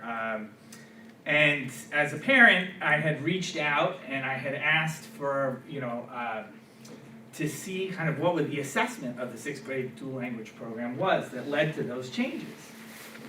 I didn't, as is often the case when I ask a question, I don't get a straight answer. I went to a meeting, I didn't get a straight answer. I did a freedom of information request for any documentation regarding program evaluation, and I was told there was none. So I'm just thinking, as we make kind of radical changes to a program, I think having some sort of, tactile program evaluation that we can refer to, having parent engagement in those discussions. And to me, it was, I just remember the 3 days before I heard that my 6th grade son's teacher is being accessed. I was in a meeting with Ms. Hayes and Mr. Santana, and we were told that no dual language teachers would be accessed outside of the dual language coordinator. And then days later, I hear not from the board, but from other people in the community that that's not the case. And so I just want to say that there was great work that was being done in the 6th grade dual language, and I think we have to be clear that as we try to think about how we move forward as a district, that we don't take away the tools that allow us to do that progress. And it was a real cost, I think, to the district. And I don't think that we couldn't even talk about it honestly. And that's what was so frustrating as a parent. Thank you. All right. So he'll come back. So now we're going up to F. Items for discussion and action. Thank you, President Hayes. Are we gonna carve out, I think, I would suggest we carve out 5, 6, 7, and 8 and have that be more in the form of, like a Mr. Belmonte is going presentation. to speak to it, yes. Okay. That's the plan. That's why we moved it. So typically, treasurer's reports are part of the consent agenda. We moved it to the items for discussion, so we can speak about it separately. So all of these items we're speaking about one at a time.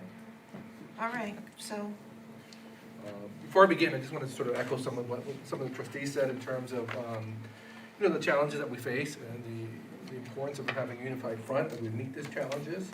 I think one of the things I've gained a great appreciation for is the passion that's been sort of exhibited by all the trustees. I don't think any of us sort of reacted in any different manner when we learned the news of what happened in the 23-24 budget and some of the hard decisions that we had to make, even coming into the school year.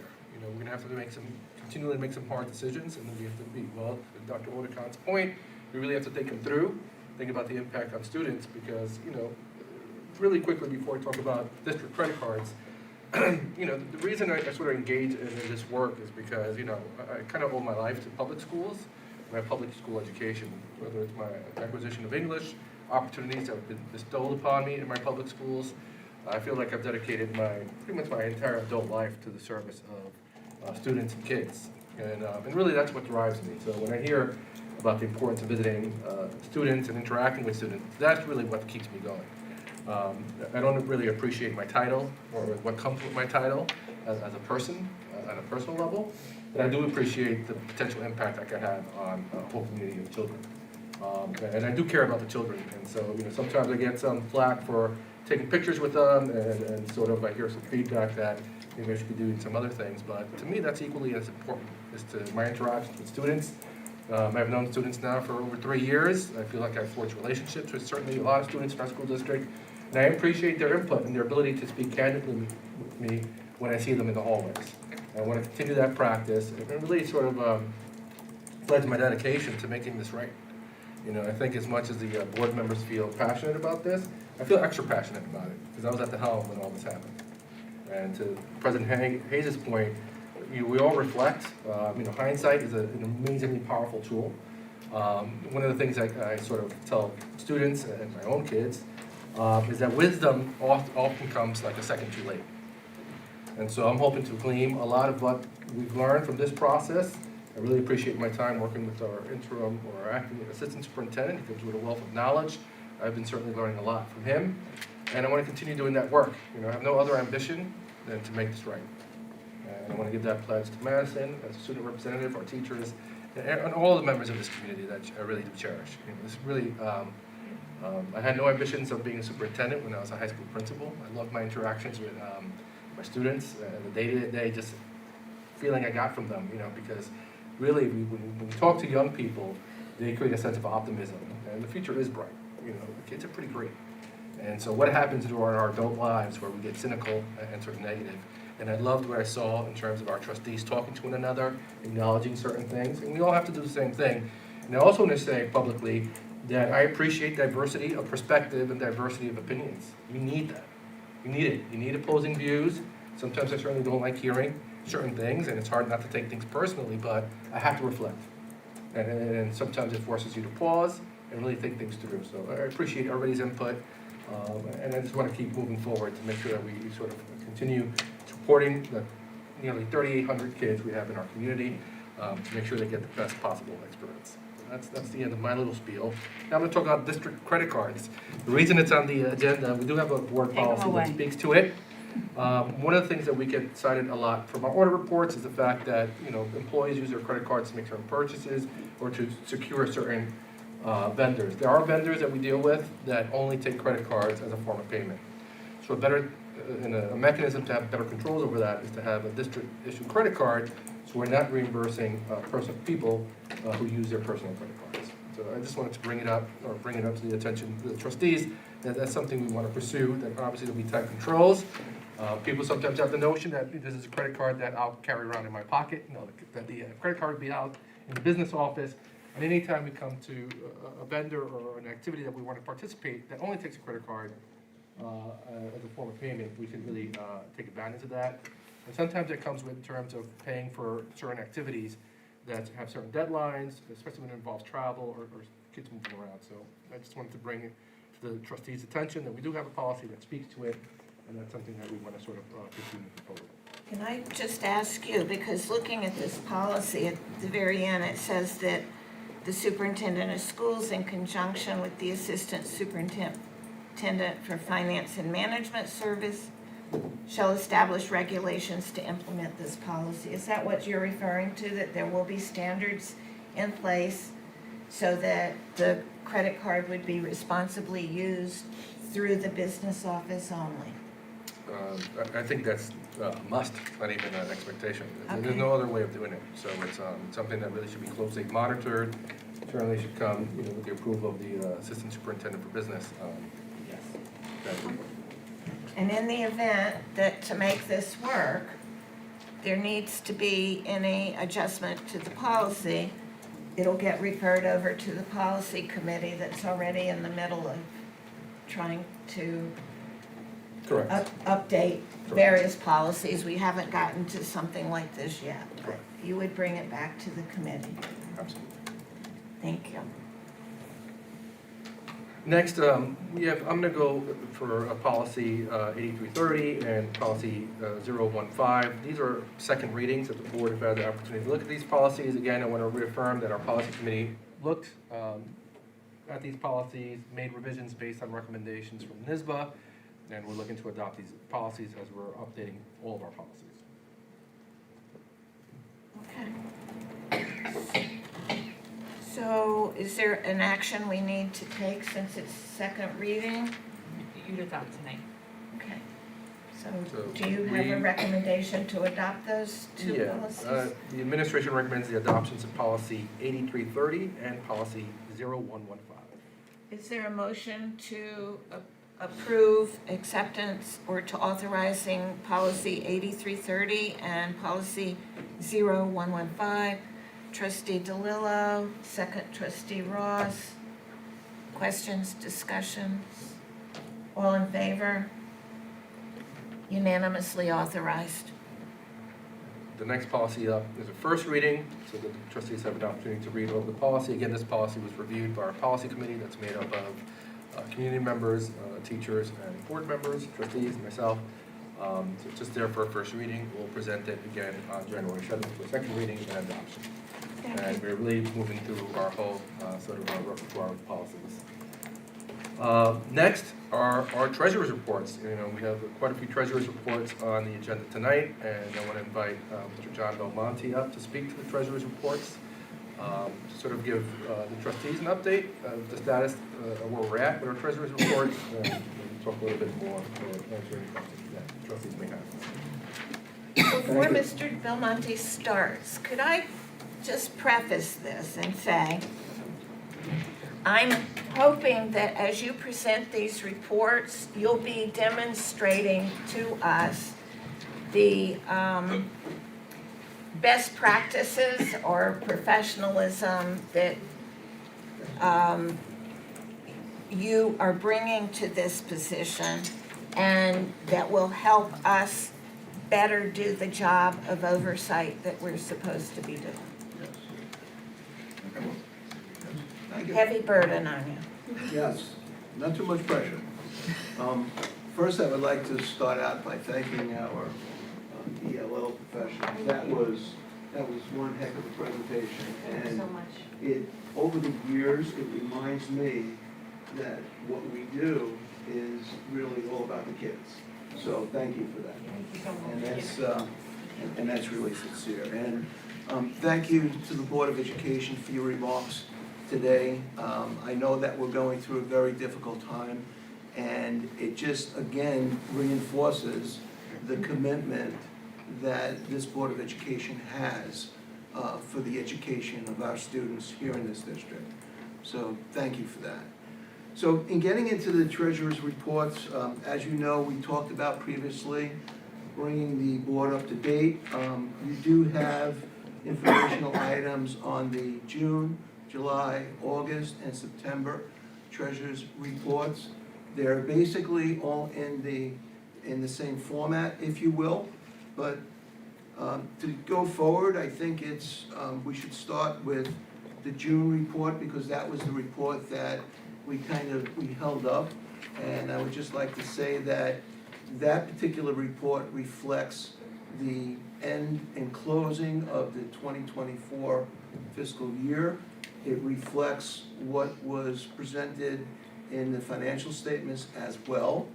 So with that, rather than go through 3,000 sheets of paper, I think it would be beneficial if we looked at the September report, because your treasurer's report is really an accumulation of financial data from the first day of the fiscal year through month after month after month.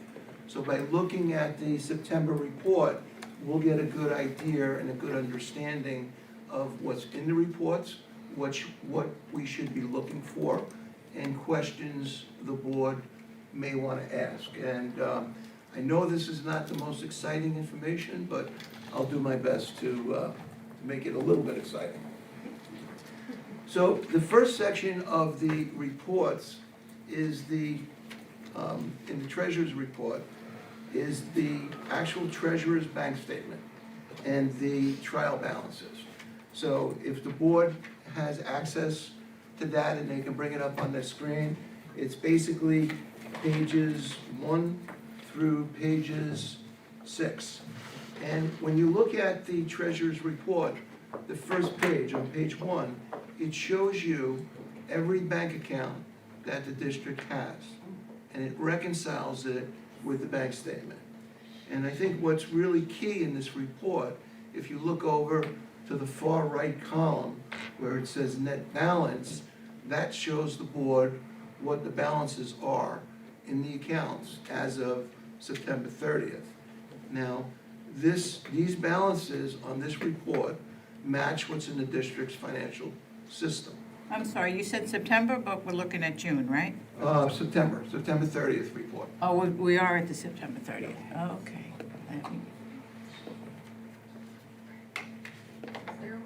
Is there a way to put this up on the screen so we can all see it? I don't know, were they attached? I don't know if they were attached or. They are attached. They are attached.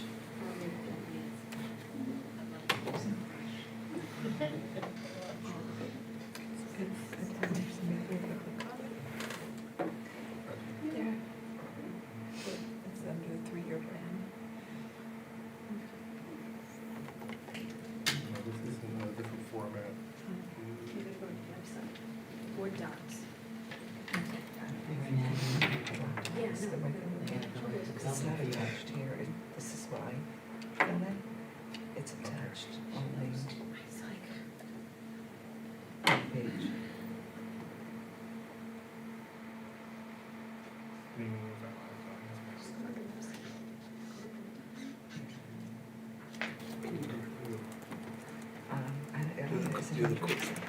Do the district website. The treasurer's reports aren't, is it under exact? So if you go in public, instead of in you, Right. so just sign out, the little man is there, to the right next to the magnifying glass, down a little. Read about policies. See the little house and then, yeah, the little man, just log out, the third one, yeah. Just go. And then look at the, scroll, bring it up. If you refresh it, it should come up. Underneath this icon, there's gonna be a thing go enter public.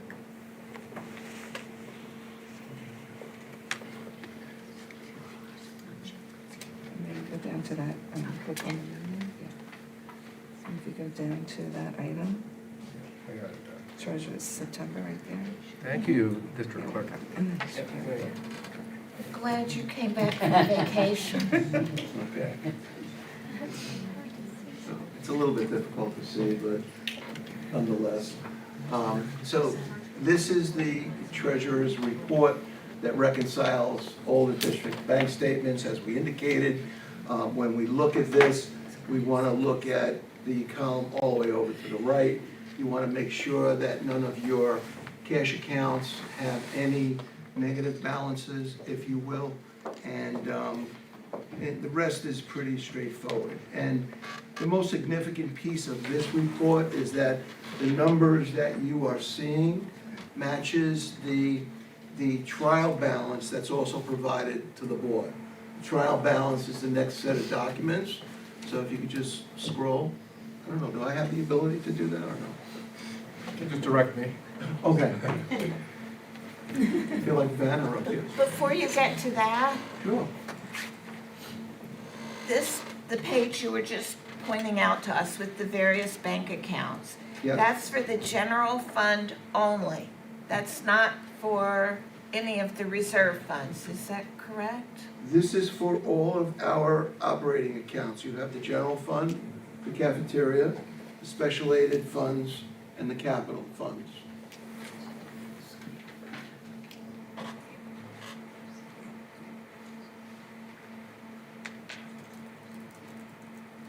Okay?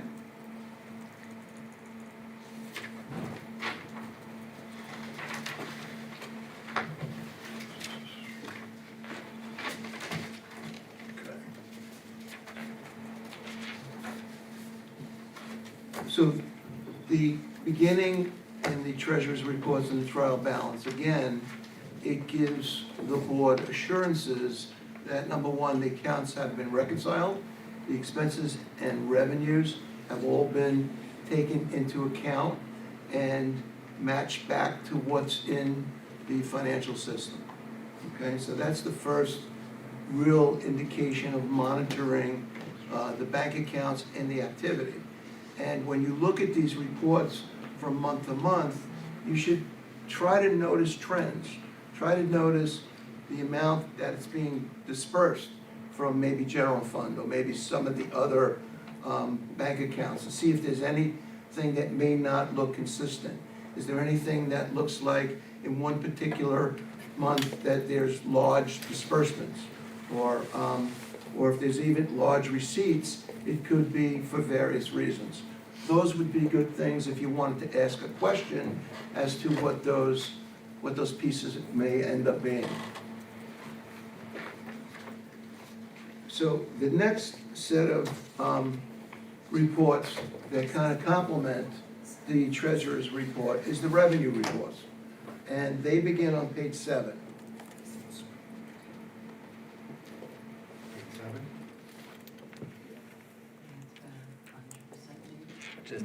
Which is 8 on your slide. It's number 8. That's fine. If you're looking up Six. there it is. There it is, okay. So this represents the general fund revenues. If you look at, on the left-hand side, the letter A signifies general fund. So this is your largest fund with your amount of revenue. So this is really the budget that the taxpayers vote on, okay? This is the revenue side of the budget. You can see the different categories of revenue, and what's important here is if you look at the budget column on the, in the middle of the page matches the $147 million that was approved by the taxpayers in May. And this gives you a good idea of the revenues earned and the revenues coming in. So when you see this, and we get closer to the end of the year, and you go over and you look at that revenue earned column, which is the second column from the right, and you'll see that, how come we're not collecting all of our revenues? It should send up a little bit of a flag to say, let's look at this a little bit closer. What's happening on our revenue side? Are all of our revenues coming in? Did we budget appropriately? Did we underestimate revenues? Did we overestimate revenues? And the reason why this is important is because when you get to the other side of the balance sheet, the expenditures, you want to make sure that you have enough revenues to cover what you're spending. Okay? Any questions? I don't want to just go through this or... Well, for example, you mentioned about the negative balances. So the negative balance in this case means we just haven't received the lottery aid yet of $6 million. Correct. Okay. And the reason why that is negative, if you look at the budget column is 0. So when the district originally budgeted this, they included lottery aid in the basic formula aid above it, and it wasn't broken out. So. Oh, in the line above it, okay, Right, I in see the line that. above it. Yes, So, yes, from my perspective, that's not a best practice. okay. So what the district is going to do, the district is going to reallocate that, so it eliminates, we will move from that 46 million, we would move 6.2 million down to eliminate that negative, because there's no reason for that negative to be there. What the board is going to see as we go forward, we're going to be much more conscious in budgeting correctly, both on the revenue side and on the expenditure side. And making sure that if we know that we have a revenue coming in, we're going to have a budget amount there for comparison. Okay? Any other questions on the revenue? Okay. And then the other sheets that follow are the revenue funds for the capital fund. The F fund is the special aided fund, and the capital fund. Okay? That's the cafeteria fund, that's the federal grant programs.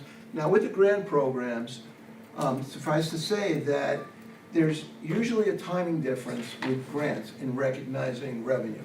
Because with many of our grant programs, you have to spend the money, then you have to file certain forms with the state to receive payments, whether the payments are monthly or whether the payments are quarterly.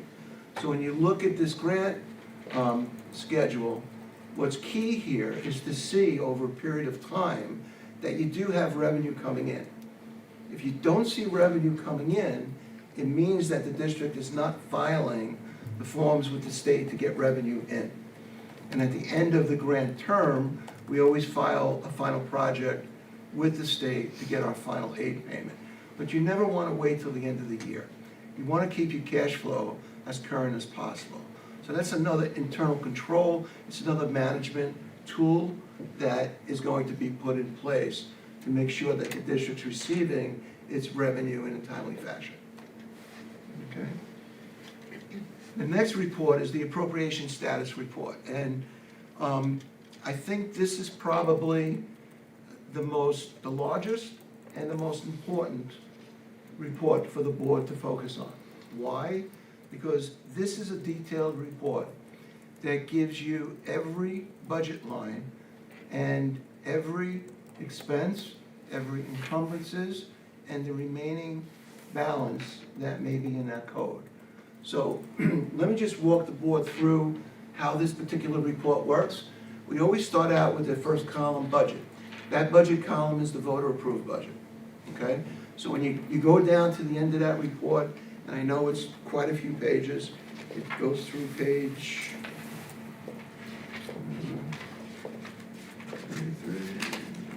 34, and you'll see the bottom of the report.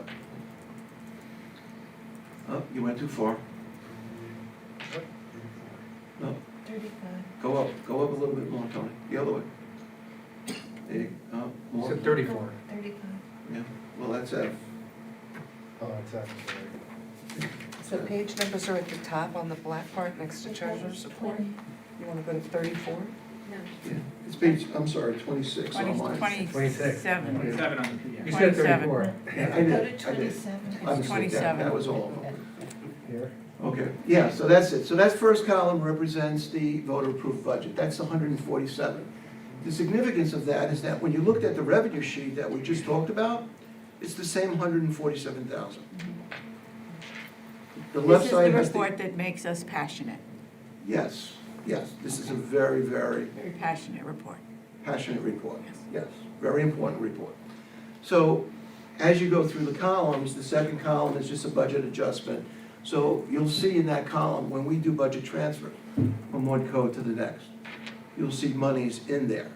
And most of the times, we'll be moving monies from one to the other, but we will not touch that budget-approved column. That budget-approved column will always stay at $147 million, okay? The next important column is the expense column, okay? And that shows what's been expended. And of course, the column next to it is the encumbered column. And the encumbrance is a very important tool for managing expenses. What does that mean? It means that with an encumbrance, we're able to create a PO. We're able to earmark monies. We haven't necessarily spent it yet, but we know we're going to spend it, okay? It could be we ordered something, we sent a PO to a vendor. By creating a PO, we're earmarking the money from the budget. It's taking it out of what's available. And in that far right column is a column that says available. So that's what you have left. A good budget management control is to encumber as much of your budget as possible as soon as you can. Now, I can happily say that as of yesterday, when I looked at this, we had over 55% of our total budget encumbered. And that is significant. The board knows that we gave them a very large transfer to cover negatives. And why is encumbering important? Because at the end of the day, we know how much money we have left. And this gets monitored on a daily basis, a weekly basis, and a monthly basis. So when we see something that may be in a salary code that presents a negative, okay, we will now, our new procedure is to process a budget transfer and to make sure that we have money to cover that negative. It's not acceptable that we wait till the end of the year. We don't do that. We shouldn't do that. That's not good budget control. That's not good budget practice, okay? Over the last couple of weeks, we have implemented significant budget controls to put in place to monitor these reports. This report, we're happy to say, has no negatives. And it's only September 30th, which is good.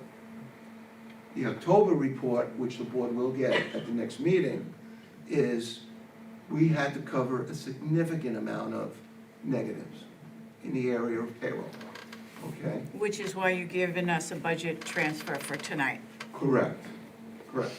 Now, just to give the board an idea of the magnitude of those transfers, we had to transfer up to $2.9 million of monies between salary codes.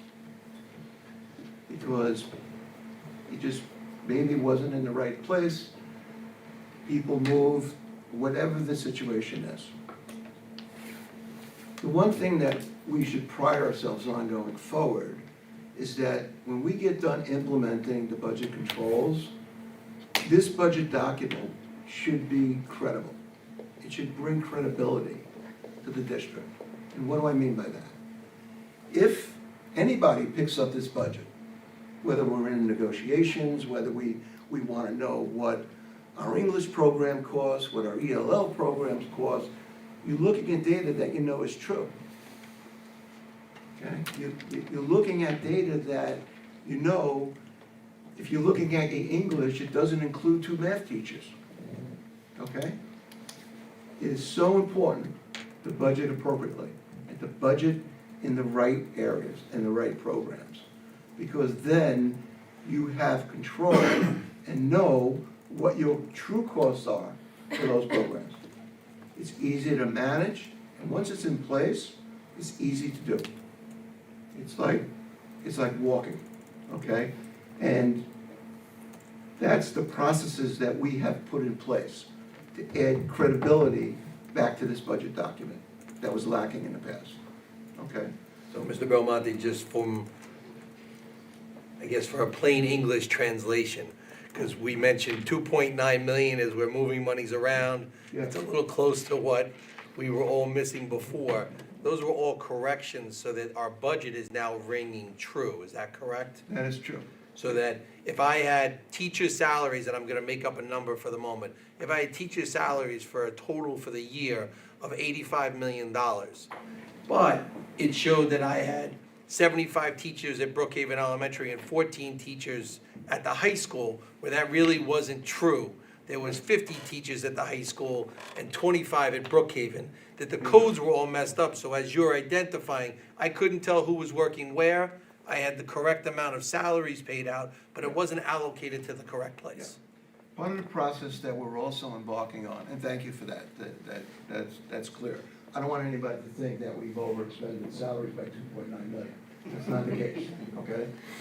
We happen to be in enough trouble, so I don't want to go down that road. But as we embark on the 26-27 budget development process, one of the things that we do, one of the things that I do, and I will do with the business office, and I will do with the personnel office and Jason, is I always budget person by person. And I budget code by code. And what does that mean? It means that when we put together the 26-27 budget, between Jason and myself, we're gonna know where every person is, where they work, and what's their proper budget code, and where they should be. So when we present that budget to the board and to the community, I know, I'm confident, we have a credible budget document. And I know that's gonna represent our teaching staff and all the ancillary costs that go along with it. And that's the importance of looking at these reports, monitoring these reports, and having those internal controls in place in the business office. Very, very important. You know, and I go back to why is this so important and why am I so passionate about this? Is because I truly believe we are here for the kids. And we've heard that tonight. And the problem is that, again, and I'll say it again, this is your educational foundation. It's cracked, you can't have a good instructional program. If it crumbles, you don't have an instructional program, okay? You need to have a solid fiscal base to be able to build your instructional program and to provide the students the opportunities that they deserve here at South Country Schools. Okay? So that's part of the reason, that's what motivates me to do this, because it is about the program and the end result.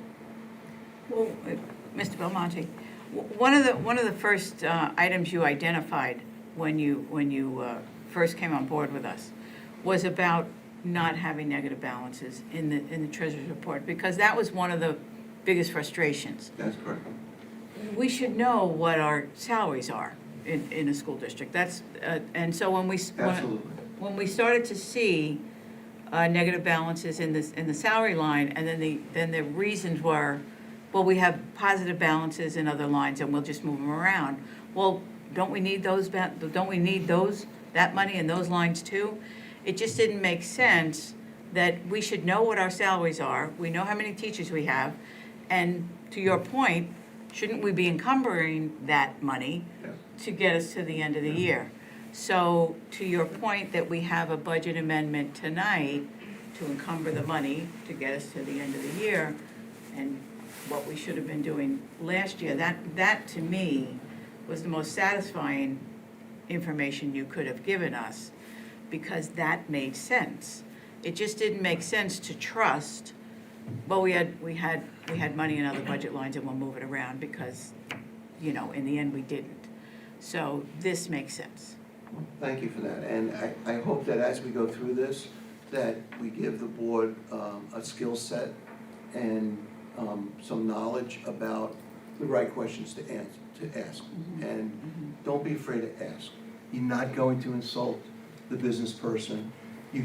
What gets noticed gets changed, and if there's something that's not right and not being paid attention to, and the board sees it, bring it up. Well, now How I would respond to a didn't get negative then. is, Now it if I was a board member and I was sitting there and I saw the negative and that somebody said that to me, I would say to them probably, well, you know what, I'm a little uncomfortable with that. Why don't you go back and make those budget transfers so we know that there are sufficient monies at the end of the day. Because whatever sufficient monies you have at the end of the day, you might be able to use for something else. Okay? And it's a lesson that the superintendent and we talk about all the time. And I think it's one of the first things that I imparted was trust, but verify. Don't be afraid of verifying. Okay? All right, thank The you. board has a fiduciary responsibility, and that's a very important responsibility. Okay. So that was the revenue and the appropriation status report. So the board can go through that. You can see the volume of codes. You can see that it covers many program areas. It has good description, and following this, in the general fund, you have the other funds as well. The cafeteria fund, special aided funds, and the capital funds. Can you just talk about what's on the next page, on page 28? Did we go over budget here, or is that okay? Are we okay on this page? 28? On page 28, yeah, code C. I think this is the. Sorry, it's really page 27. It's handwritten page 27, but slide 28. Trustee Felice. Okay. So. What's that? This is Yeah, it? that's it. Okay, so if you see on the far left side, the letter C, the letter C is cafeteria fund, Okay. okay? And working with these numbers for so many years, it's kind of ingrained in you. So this is the cafeteria fund. So when you see this represents our cafeteria budget. It represents the same approach when you're looking at the general fund. What we have budgeted, what we have expensed, what we have encumbered. Now, in this particular case, you can see we have a $2.9 million budget. But we have encumbered $2,721,000. So this makes me happy. Why does it make me happy? Because we have a lot encumbered.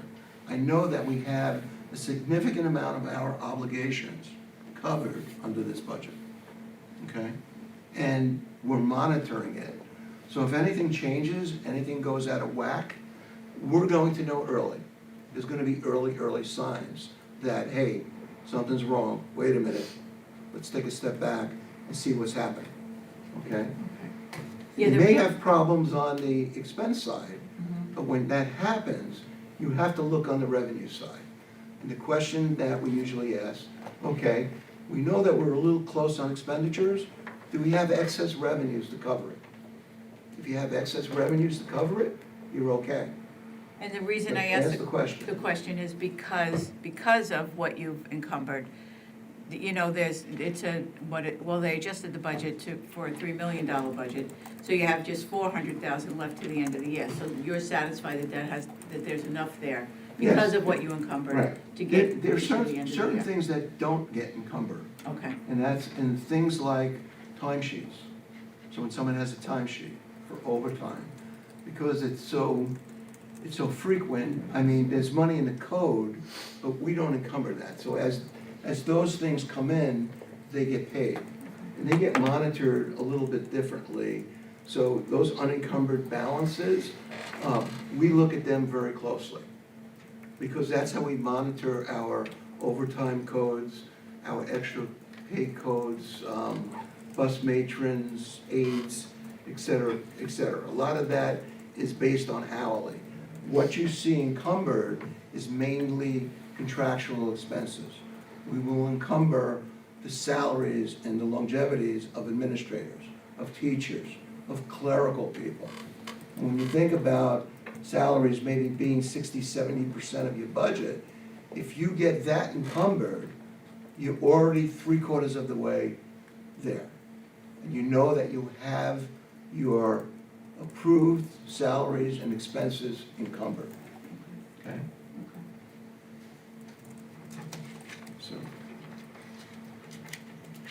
So then at the end of the treasurer's report, we show some collateral.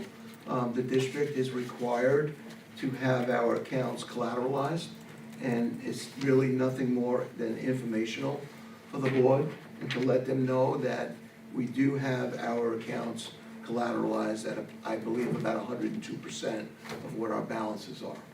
And that's just the requirement for school districts. So the board does have a very, very comprehensive set of documents here, okay? And what we are proposing, and we talked to the board in the last meeting, is to kind of break this down a little bit. And, you know, hopefully it'll be easily digestible, and to kind of take the treasurer's and trial balance section, put it in one informational section, take the revenue reports, put them in another, and the appropriation and the cash flow reports, put them in a third. Okay? So you can, first of all, they'll be separate. I think it'll be much easier to visually see, instead of seeing a stack of 55 pages of paper. It's easier to go through a smaller stack and knowing what you're looking at for each section. You know that when you get to the revenues, you're looking at the revenues, general fund, capital fund, special aided funds, and capital funds, okay? And the same thing with the appropriation status reports. So it just may be helpful and easier to understand. So that's the format of the treasurer's report. I thank the board because this is new in the process. And to allow the finance person to get up and to do this type of presentation for the board, it adds to the transparency and the controls that the board is putting in place going forward to have a better understanding of what they're looking at and what they've been given. And I always encourage the board, never, ever, ever be afraid to ask the question. Ask it. Ask it. Ask it to the superintendent. Yeah. Can I ask you now? You have a Nope. question? You could go first. I'm sorry, we can't take any questions. Okay, going to. handwritten 32, which would be 33 on the slide number. And this is in the capital work. That's, Down in the yeah, middle, unallocated, the age fund. Yeah, right in the middle, unallocated, Mhm. and on the right-hand side, a negative. And then there's numbers Well, underneath it that okay. are bolded. So let's just stay with that for that. If you look at, I believe the code that you're looking at in the unallocated, it has a budget of $96,000, okay? So that $96,000 is what was put there. That minus 30,000 in the adjustment column represents monies that were transferred to another code, okay? Remember what I said earlier, we used that second column for budget transfers? What line are you referring to? Okay, you're a It's page ahead of me. So unallocated. either I'm gonna have to catch up, or you're gonna have to go back. It's handwritten page 32? Handwritten? Yeah, on the bottom. It's slide 33. Yeah, okay. It's towards the, Unallocated. Right there. it's right in the middle. If you look at the screen. Yeah, the one that has the, Budget of The budget, 234,900. 34,000. And then there's an adjustment, well, hang on a second. an adjusted budget, and now on the right-hand side, it says available, negative 380,000. I apologize, I'm looking at my sheet here. It's the capital fund. Code H 9999. 9993. 99.99. I just need help in reading this. Okay. So in this particular code, the capital funds work is, sometimes when a capital project is approved, we put monies in a holding code. Like if you bond and then projects are approved by the state, you take money and you allocate it from that code. So what that tells me is they started out with an unallocated amount, 234,000. They transferred 615,000 out of that code to other codes within the capital, okay, to cover project costs, okay? And their budget is, at this point, it shouldn't be minus 380, okay, because that money was transferred other places. That could be part of the energy performance contract work and stuff that still has to be filed with the state. Okay, I guess it's the use of the language unallocated. I Yeah. wasn't clear on what that Right. would refer to. Unallocated, especially in this area, again, it's more like a holding code. Like, for instance, if the community, for example, if the community passed a $97 million bond referendum, and the district went out and bonded the $97 million, but we only have approval from the state for several projects that total $40 million. When we set up those projects based on the approval of SED, we will take that monies from that voter-approved bond that we received, and we'll move it as the budget to the project. Okay? So it's just I want to say a holding code for capital projects. And that's very common in this area.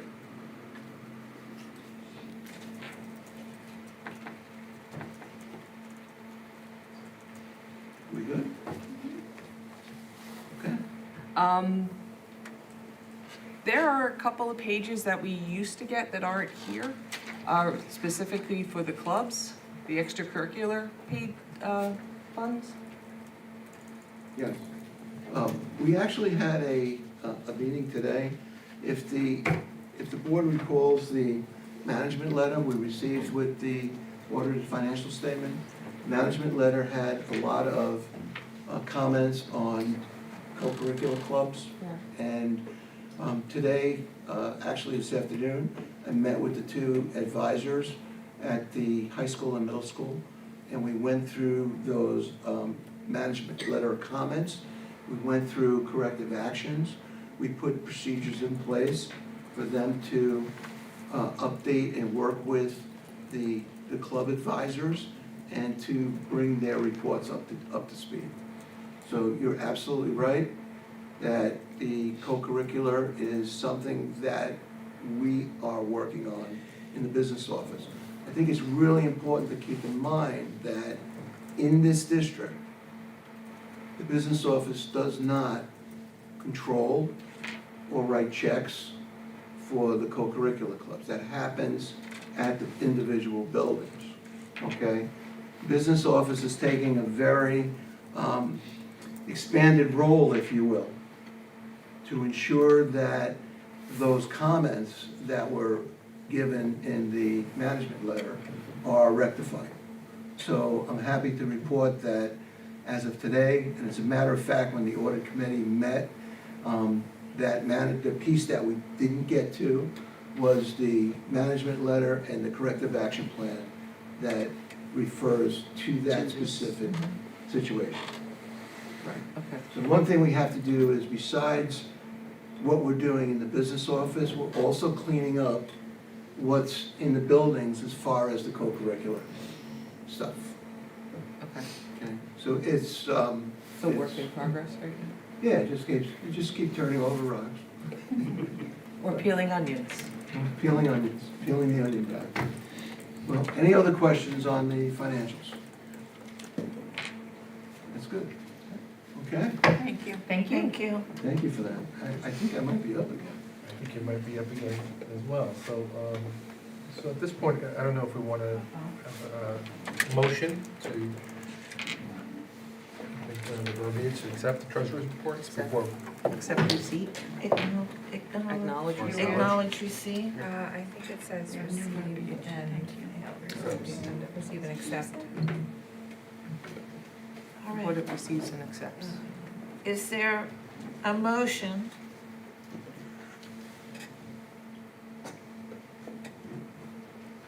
Okay, is there a motion? Oh, you just clicked out.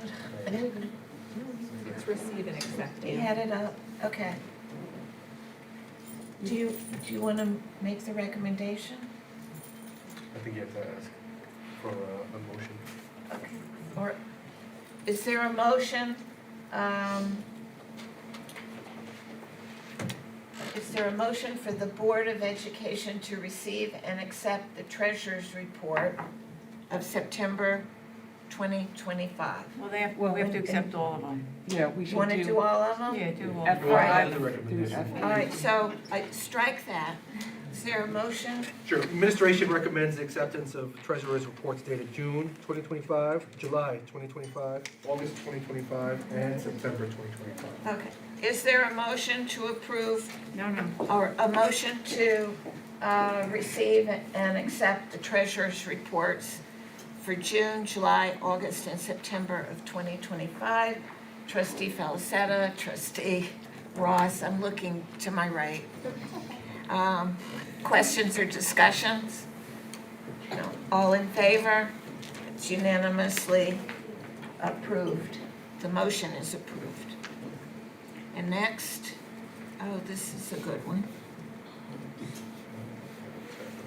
Sorry. Okay. Now we get to the exciting I stuff. have to take my mother to a doctor's appointment at 8:30 in the morning. Okay, we'll be done by then.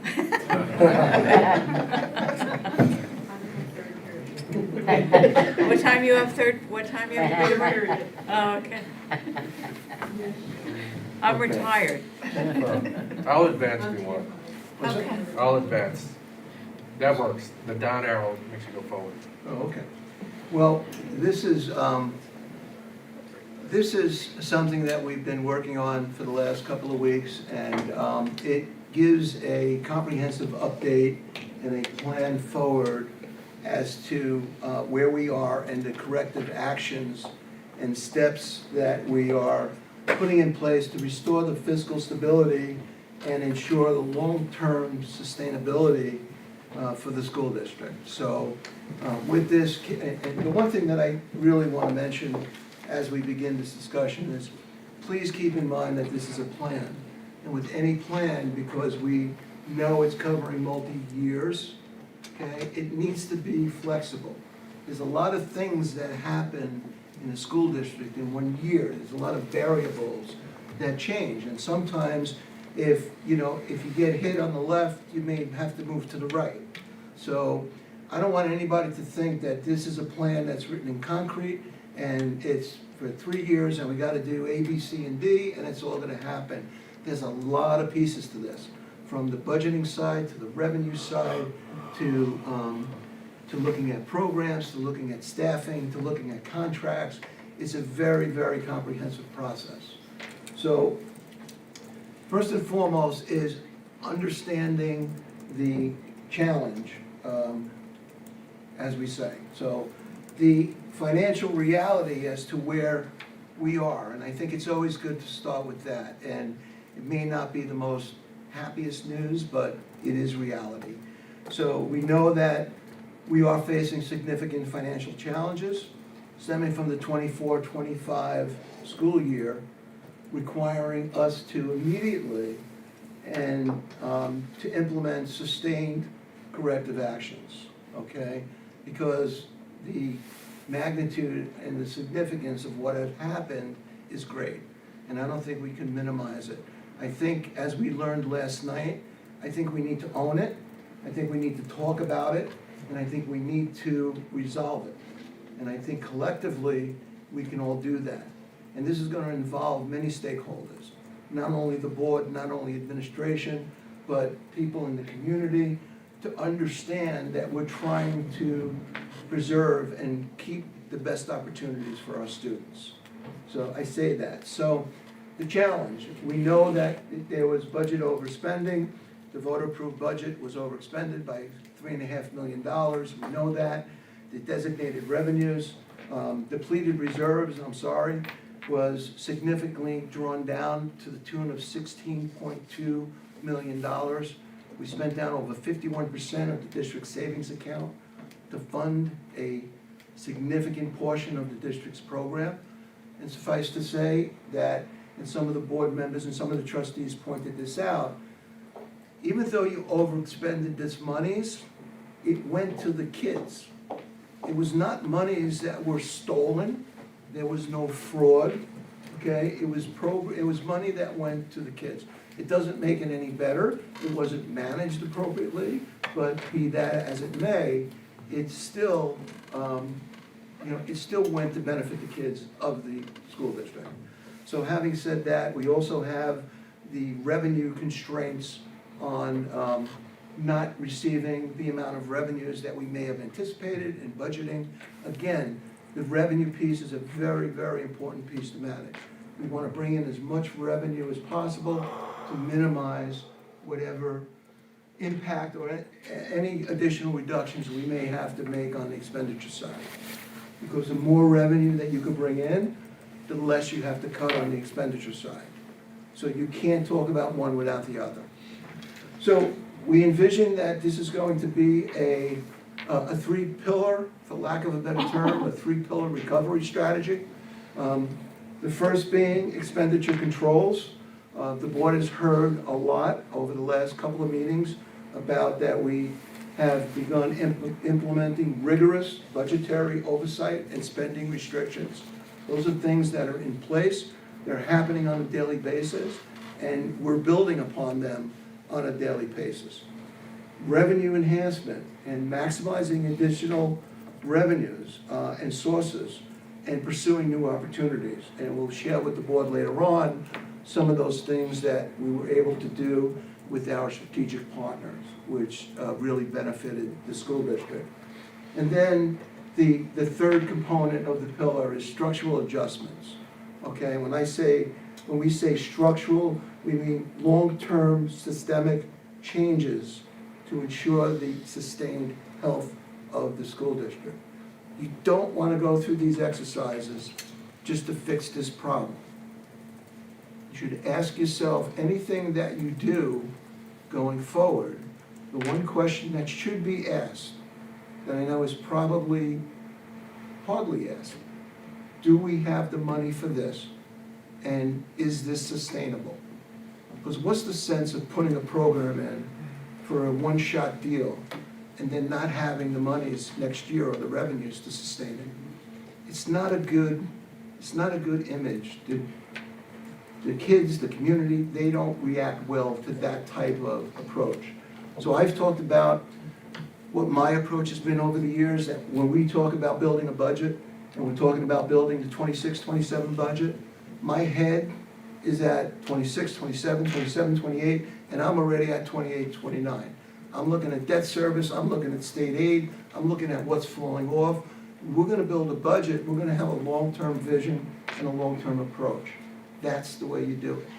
That's the recipe for success. And that works. It's proven success. Okay. Okay. So, with that, Pillar 1, expenditure controls and assessments.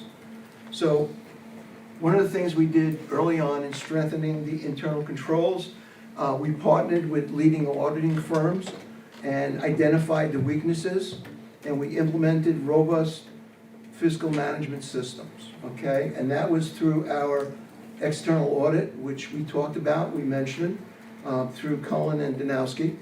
And we know that we have their report, we know the material weaknesses, we have the management responses to the district's responses to those material weaknesses. They have already been filed with New York State.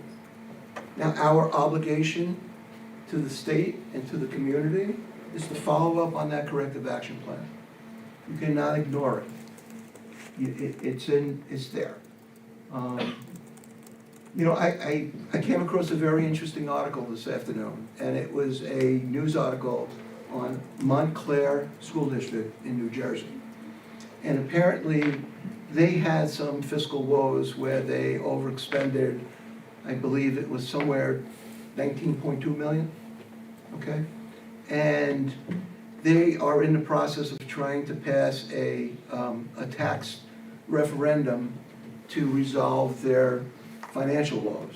However, the article goes on, and I sent it to the superintendent, and hopefully he can send it to the board. The article goes on to say is that if they're unsuccessful in what they're doing, the state is already planning to come in and take over the district. Okay? So when I say we should do it and not let somebody else do it, that's what I'm referring to. And I think that's a good article to read to put things in real proper perspective. Okay? The second thing, we did the internal audit reviews. Internal audit is a little bit more deeper than the external audit. We get to go in and we look at specific areas, and we get a good indication on the district's controls and what areas we may need improvement on. The last internal audit function, besides the update of the risk assessment, which is really policy adherence type of things, we looked at the payroll cycle. And that was very important, because looking at the payroll cycle interim report, it indicated a lot of things that were eye-opening, okay? As far as spending and payroll, and would have really helped us in the internal control piece. So all of these pieces together help you determine whether you have a problem or whether there should be red flags going on, okay? The third piece is we did an audit committee review. That was today, and we had the auditors from the auditing firm there explaining those two reports to the committee members, and we will be adopting them at the next meeting. And then finally, the board had the wisdom to appoint the forensic auditors, and they were contracted on September 9th. And they're continuing doing their due diligence and trying to get to the root causes as to what happened. I think for the most part, we have a pretty good idea. We really have gone into significant detail. But nonetheless, the more eyes that you have looking at this, the better off we will be. Even during this 3-year recovery process, it's my plan to use those resources to get an extra set of hands and eyes on the problems and the suggestions. So we make sure that we have buy-in for the people that are looking and have oversight over us. that we're all on the same page, that we're not doing this in a vacuum, that when we do something, we have strategies, whatever the plan's gonna entail, whether it's borrowing, we need to get everyone on the same page, and we need to get them all moving in the same direction. So, some of the things that, that we talked about that's already been done, real-time monitoring, that's happening like it's never happened before here. Zero negative balances, we adopted a no-tolerance policy, if you will, internally for negative balances. And more importantly, we enhanced our purchasing controls. And I mean that from that perspective, we talked about encumbrances. And those are our purchasing controls. It's our goal collectively in the business office to get as much encumbered as we possibly can, because that gives us greater control of the available funds that we have remaining for this school year. And suffice to say that we do have issues for this school year, and that's why we're monitoring things so closely, because we have to know what those issues are early. We cannot wait till the end of the year. Okay, we implemented payroll and reporting improvements. The payroll function was completely overhauled. The salary codes are now properly encumbered and in all the codes. Not only that, we talked about the budget transfers. This is one area, again, credibility, accountability. People are gonna be in the right place, okay? Treasurer's reports current, we did that tonight. The board was not receiving their treasurer's reports on a timely basis, okay? That should not be, okay? There should be really no excuse. If at best, you might be 2 months behind because of timing difference. Like the month of December, we have one report. So it's difficult for us to complete the October report to get it for December. But in January, you'll get those reports. When we have a business meeting later in the month, and we're able to get the bank statements earlier in the month, do those bank reconciliations, the board will get their treasurer's report on a timely basis. Identifying budget gaps. That is really important, because one of the things that really scares me is that what happened in 24-25, how do I know what's in 25-26 currently? So, yeah, so we started peeling back that onion.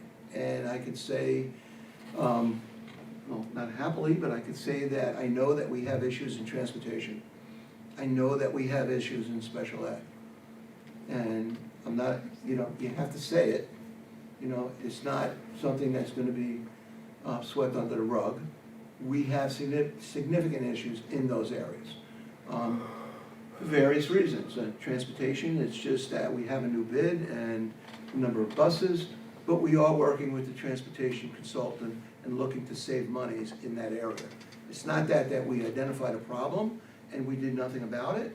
We identified a problem and we are doing something about it, okay? And I think after December and the first of the new year, we may be making some transportation changes to save some money on the transportation side. We're not gonna deprive children of their eligibility for transportation. We're not gonna tell kids that they have to take an Uber or anything like that. If they're entitled to transportation, we will provide the transportation. The area of special education continues to be a very challenging piece. I threw out some statistics last time. We have, everybody should be aware, we have 54 new entrants since the beginning of the year in special education. Okay? We So have new, 6 they're brand new to our district? brand new that came into the district, 54 new entrants in special ed. Well, I shouldn't say came into the district, they may have been in the program, maybe they were classified, and now receiving special ed services, okay? That's a significant number, because keep in mind, there was no budget provision for those kids, okay? So that's a problem. That's a problem that we've identified now. We have 6 BOCES children that are in high-cost BOCES programs. That's upwards of almost $800,000, Surprise, surprise. So as much as we addressed the issues prior year, we have the issues this year.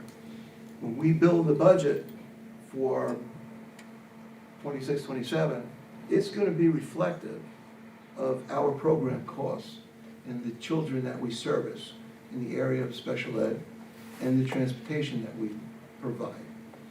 And there will be options or decisions or things to evaluate that we might be able to reduce costs. But we'll get to that down the road when we start talking about budget. Okay? So those are the things, identifying budget gaps. I've already looked at debt service we're good. I looked at many areas of the budget. I've dissected many areas of the budget. And suffice to say, we're not in a bad place, but we do know that just on the revenue side, we know we're shy of that $5 million that was budgeted in 25-26, that's not there from last year. So that, plus the 1.8 million negative appropriated fund balance, unappropriated fund balance that we don't have, so we have 0. So when you think about the challenge with the workers, you think about the challenge with the special ed area, we have no pot of money to go to. We have no savings account left, because it's negative 1.8 million. We depleted it last year. So we do have some challenges, and I don't want this to sound like, it's doom and gloom, but it's bringing the information to the board. The thing that I am confident about, and I don't want to say happy, but it's early in the school year. We're halfway through the school year. It gives us time to plan, adjust, do things, which brings us to the next slide and why we're doing some of the things that we're doing. Immediate spending restrictions.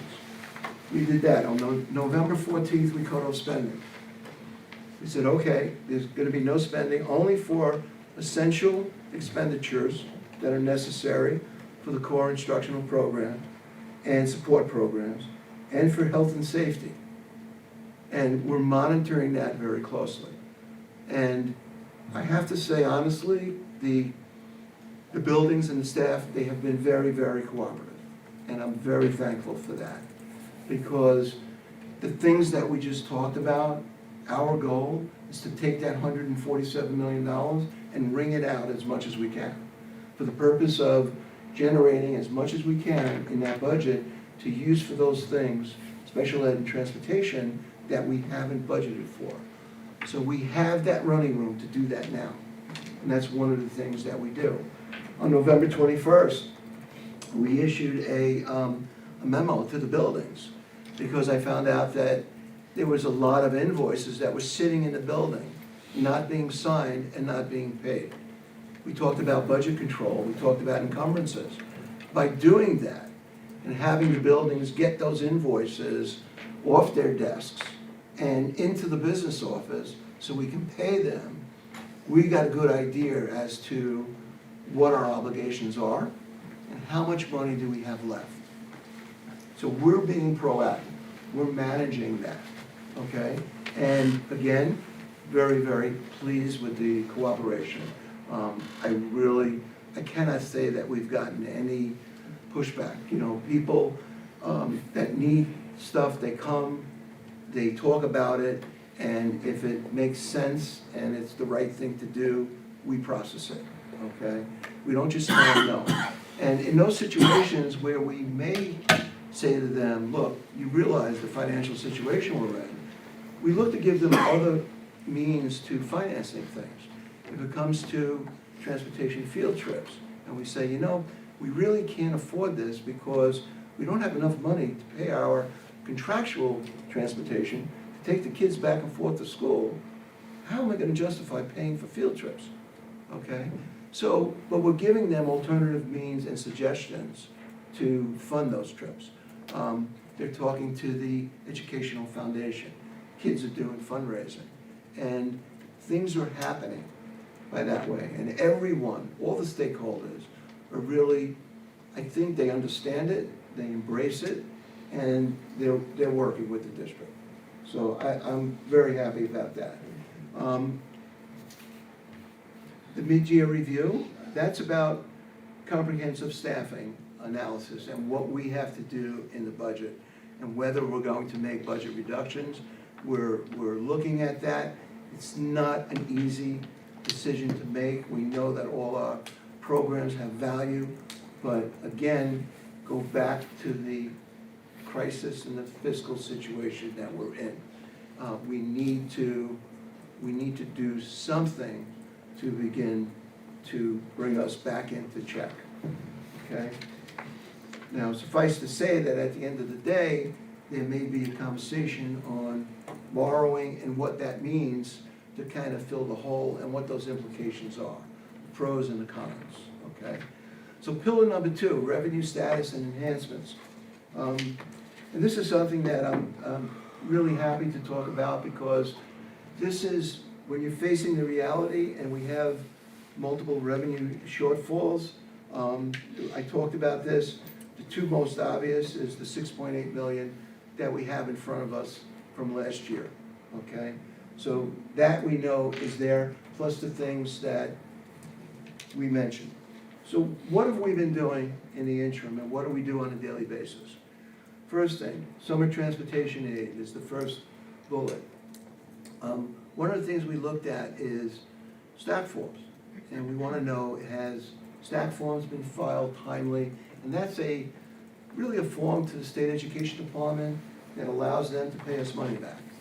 And early on, lo and behold, comes across my desk, I get many stack forms for the summer of 2023 that they're asking me to sign that we can file with the state that hasn't been filed, okay? I was happy to do it. Why? Because I know by signing those forms, we just received $169,000 more in transportation aid that the district didn't know about. Okay? Really interesting process. So we're working the expenditure side, we're working the revenue side. Second thing, record retention savings. And I need to shout out to Jenna Restivo. I think she is a gem to work with. The board named me as record retention officer, and I know that Jenna, in her role as guidance counselor, is very active in trying to digitize student records that go back many years. We had a little issue with the company that they did not come through on their estimate correctly, and they came back to the district and they wanted to charge the district $91,000 more to do the work that they told us that they were going to do. Well, after Jenna and I spoke, and Jenna went back to the contractor, she was successful, and I sat on the sidelines, and she was successful in having them agree to do what they were supposed to do and not charge the district an additional $91,000 and still get the records digitized. So we saved $91,000 in that area. EPC contractor, I first came here, they walked into my office and they handed me bills for the EPC contract that was set. It was bills from bond counsel, fiscal advisors, and printing. Totaled about $32,000. I said, okay. I said, let's cut a PO. And they said to me, we don't have the money. It wasn't budgeted for. That was my reaction.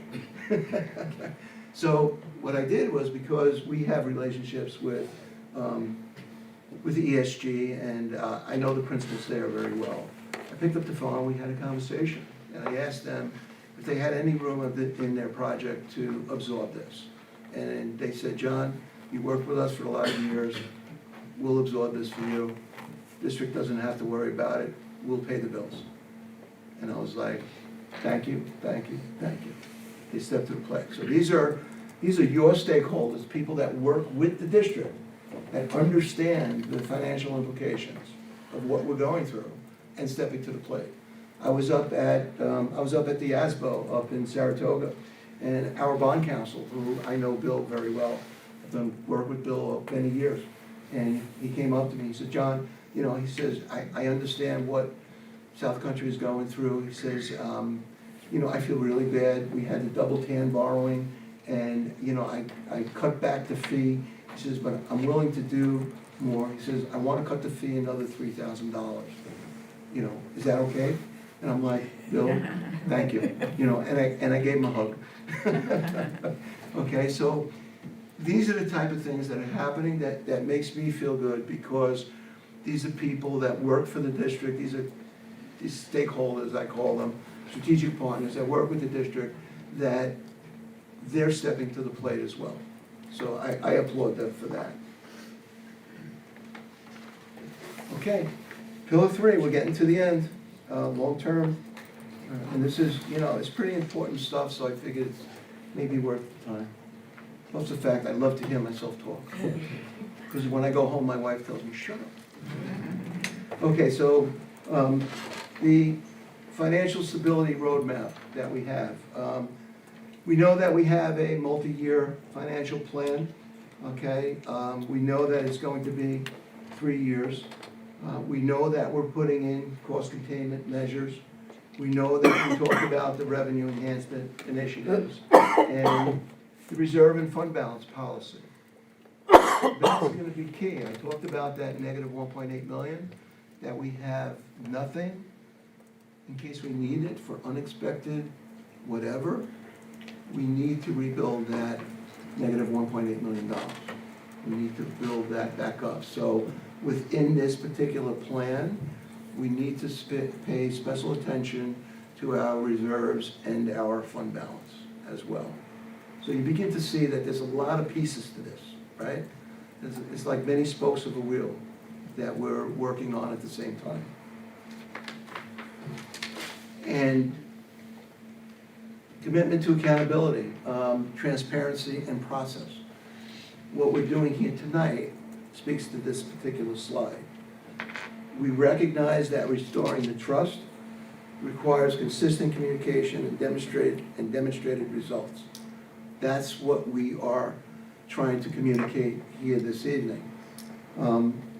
We believe that every stakeholder deserves a clear, visible look into our financial position and recovery efforts, and they need to take part of it. We also know that our monthly reporting will provide real-time updates, okay? And the business office is committed to implementing the best practices in financial management. And we won't be doing it alone. We'll be using our strategic partners as well. We'll be talking to bond counsel. We'll be talking to legal counsel. We'll be covering the bases, okay, in doing this, and to the sake of accountability. Okay, so in summary, the path to fiscal sustainability. We're already on the first item, immediate stabilization, strategic recovery. We talked about those things we're going to do. And then that long-term vision. We have to restore the health of the district, because you want to be able to maintain and sustain your programs and your opportunities going forward. Okay? And that's what this is all about. I'll shut up if anybody has to ask a question. Okay, I left everybody speak. Thank you very much. I want to thank you for doing that PowerPoint and showing the various steps that are being taken primarily through the business office, but in conjunction with some of the other resources that we had brought in to help through Absolutely. identify the problem and figure out exactly how to deal with it. So I appreciate very much hearing that. Thank you. Move on to curriculum items. Yes, Chi? Yep. The administration recommends approval of curriculum items reflected in Schedules G1 through G4. Is there a motion to approve? Trustee DeLillo, trustee Belisetta, questions or discussion? I have one on the field trip, the Jazz Ensemble field trip. Is this one where there's fundraising going Correct. on? The South Country Education Foundation is doing a large part of that, and then the kids are going to fundraise for the rest. I think there's about $1,000 balance. And again, the reason that both these field trips are here is because they're either overnight or That's correct. out of state, right? That is correct. Okay. So we have a motion and a second. All in favor? Unanimously approved. And now we're to H. Administration recommends approval of personnel items located in H1 through H8. Is there a motion to approve items H1 through H8? Trustee Ross, trustee Felicetta. Questions, discussion? Seeing none, all in favor? This is unanimous. Falling asleep. Oh. I'm sorry, yes, I'm in favor. Okay, I'll get my sorry, gavel out. sorry. Yes. Number I, or letter I. The administration recommends approval of business items reflected in schedules I1 through I6.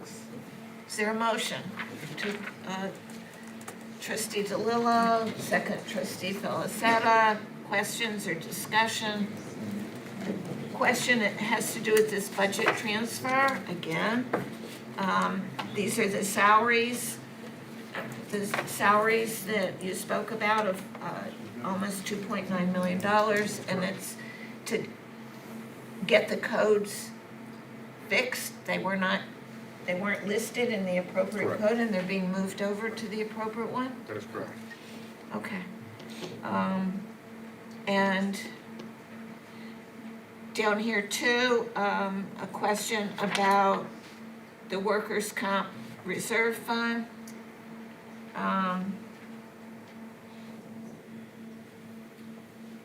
Does that one need to be different? Because we've got you're making a different recommendation here. H5. Do we need to do that separate? It's I5 or A5? I5. I5. Why does that have to, it doesn't need to be separate. Doesn't need to be, okay, good. So again, I sort of know the answer because I called Mr. Belmonte this afternoon, so see if I get it right. That we have the workers' comp reserve fund, and we're taking some money from that to put in the general fund in order to cover some worker comp expenses. And this says the amount that is at issue here is $750,000. Okay, so I retained that information. Okay. So anybody else have questions about I1 through I6? No, but thank you for making that clarification. Okay. So, motion? We had that, right? Yep. First I'm and not even gonna second. try and raise my hand anymore because they're so quick. I know. So there are no other questions, no discussion, all in favor. It's unanimously approved. And now we've got public commentary, and we have one yellow card, Jill Girash. I'm not sure I pronounced your name right. Hi, Hi. my name's Jill Girash. Thank you very much for the opportunity to speak. And thank you, Mr. Belmonte, for your presentation. Mr. Belmonte and I have worked together more recently, and you couldn't have a better person in the role. I have a couple comments to make. At the last board meeting, Mr. Santana presented the strategic plan, and within that plan, there was benchmarking for reporting out. And one of the items was in the spring to report out on budget items or resources needed based on the findings of the progress. So I just asked that that be done in a timely manner. Spring is a big window, and as your budget process unfolds, I ask that it be done sooner than later if there's needs for the kids throughout that. I know the board is very well aware of the open meetings law, and you're not following it. So the budget presentation by Mr. Belmonte should have been posted within 24 hours prior to this meeting, and it wasn't. I know there's emergency circumstances that may occur when items need to be posted later on, but the public should be seeing those items ahead of time, so if we have questions ahead of time, we could review those documents. So I ask that the open meetings law be followed in the future. At the last meeting, there was no budget, there was no agenda available to the public in a paper form. Yes, it was online, but I asked that a paper copy be made. It was I spoke with trustee Ross. I see that there's a paper copy, there's one available, but I asked that the backup to all of that is made available.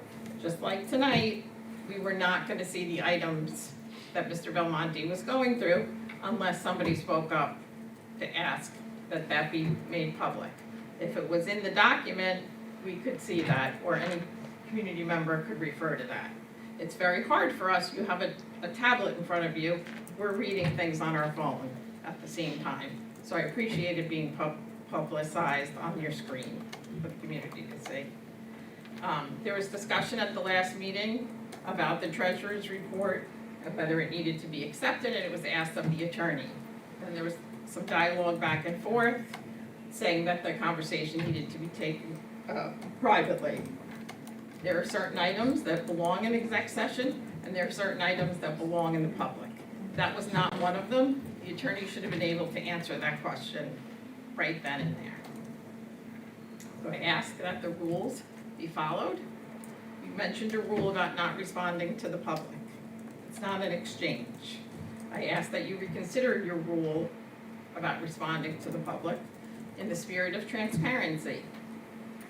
If you choose not to respond, I ask that the answer to that community member, which was, I assume, followed up on, be shared at the next meeting so all of us could hear the answer. Thank you for your comments. Any closing remarks? I have a few. Does anybody else? I didn't mention in the report before, but I just wanted to mention that I did attend the BOCES workshop with the superintendent 2 weeks ago about their shared services and advocacy. It was a Saturday morning, it was a 2-hour seminar, and it was very, very, very informative on all the services that they provide and many services that we could avail ourselves to and should look to do so in the future. That was one of them. And then also, if we could post the notices of our concerts to the free service that the Long Island Advance provides. Every time I go to a concert, I get comments on my social media, oh, I wish I would have known about that, I would have gone. And I know we have them in our calendar, everybody in the district gets it, somehow they don't read that, but in the advance, they do allow for community notifications free of charge, and perhaps we could promote our concerts that are upcoming that are wonderful and people would perhaps enjoy them. And maybe we'll give it another shout out and people could avail themselves to it. Okay? And that's it. Okay. More comments? No. Then a motion to adjourn. I'll make that one. Okay. Trustee Felice, second. Trustee Ross, all in favor? Aye. Unanimous.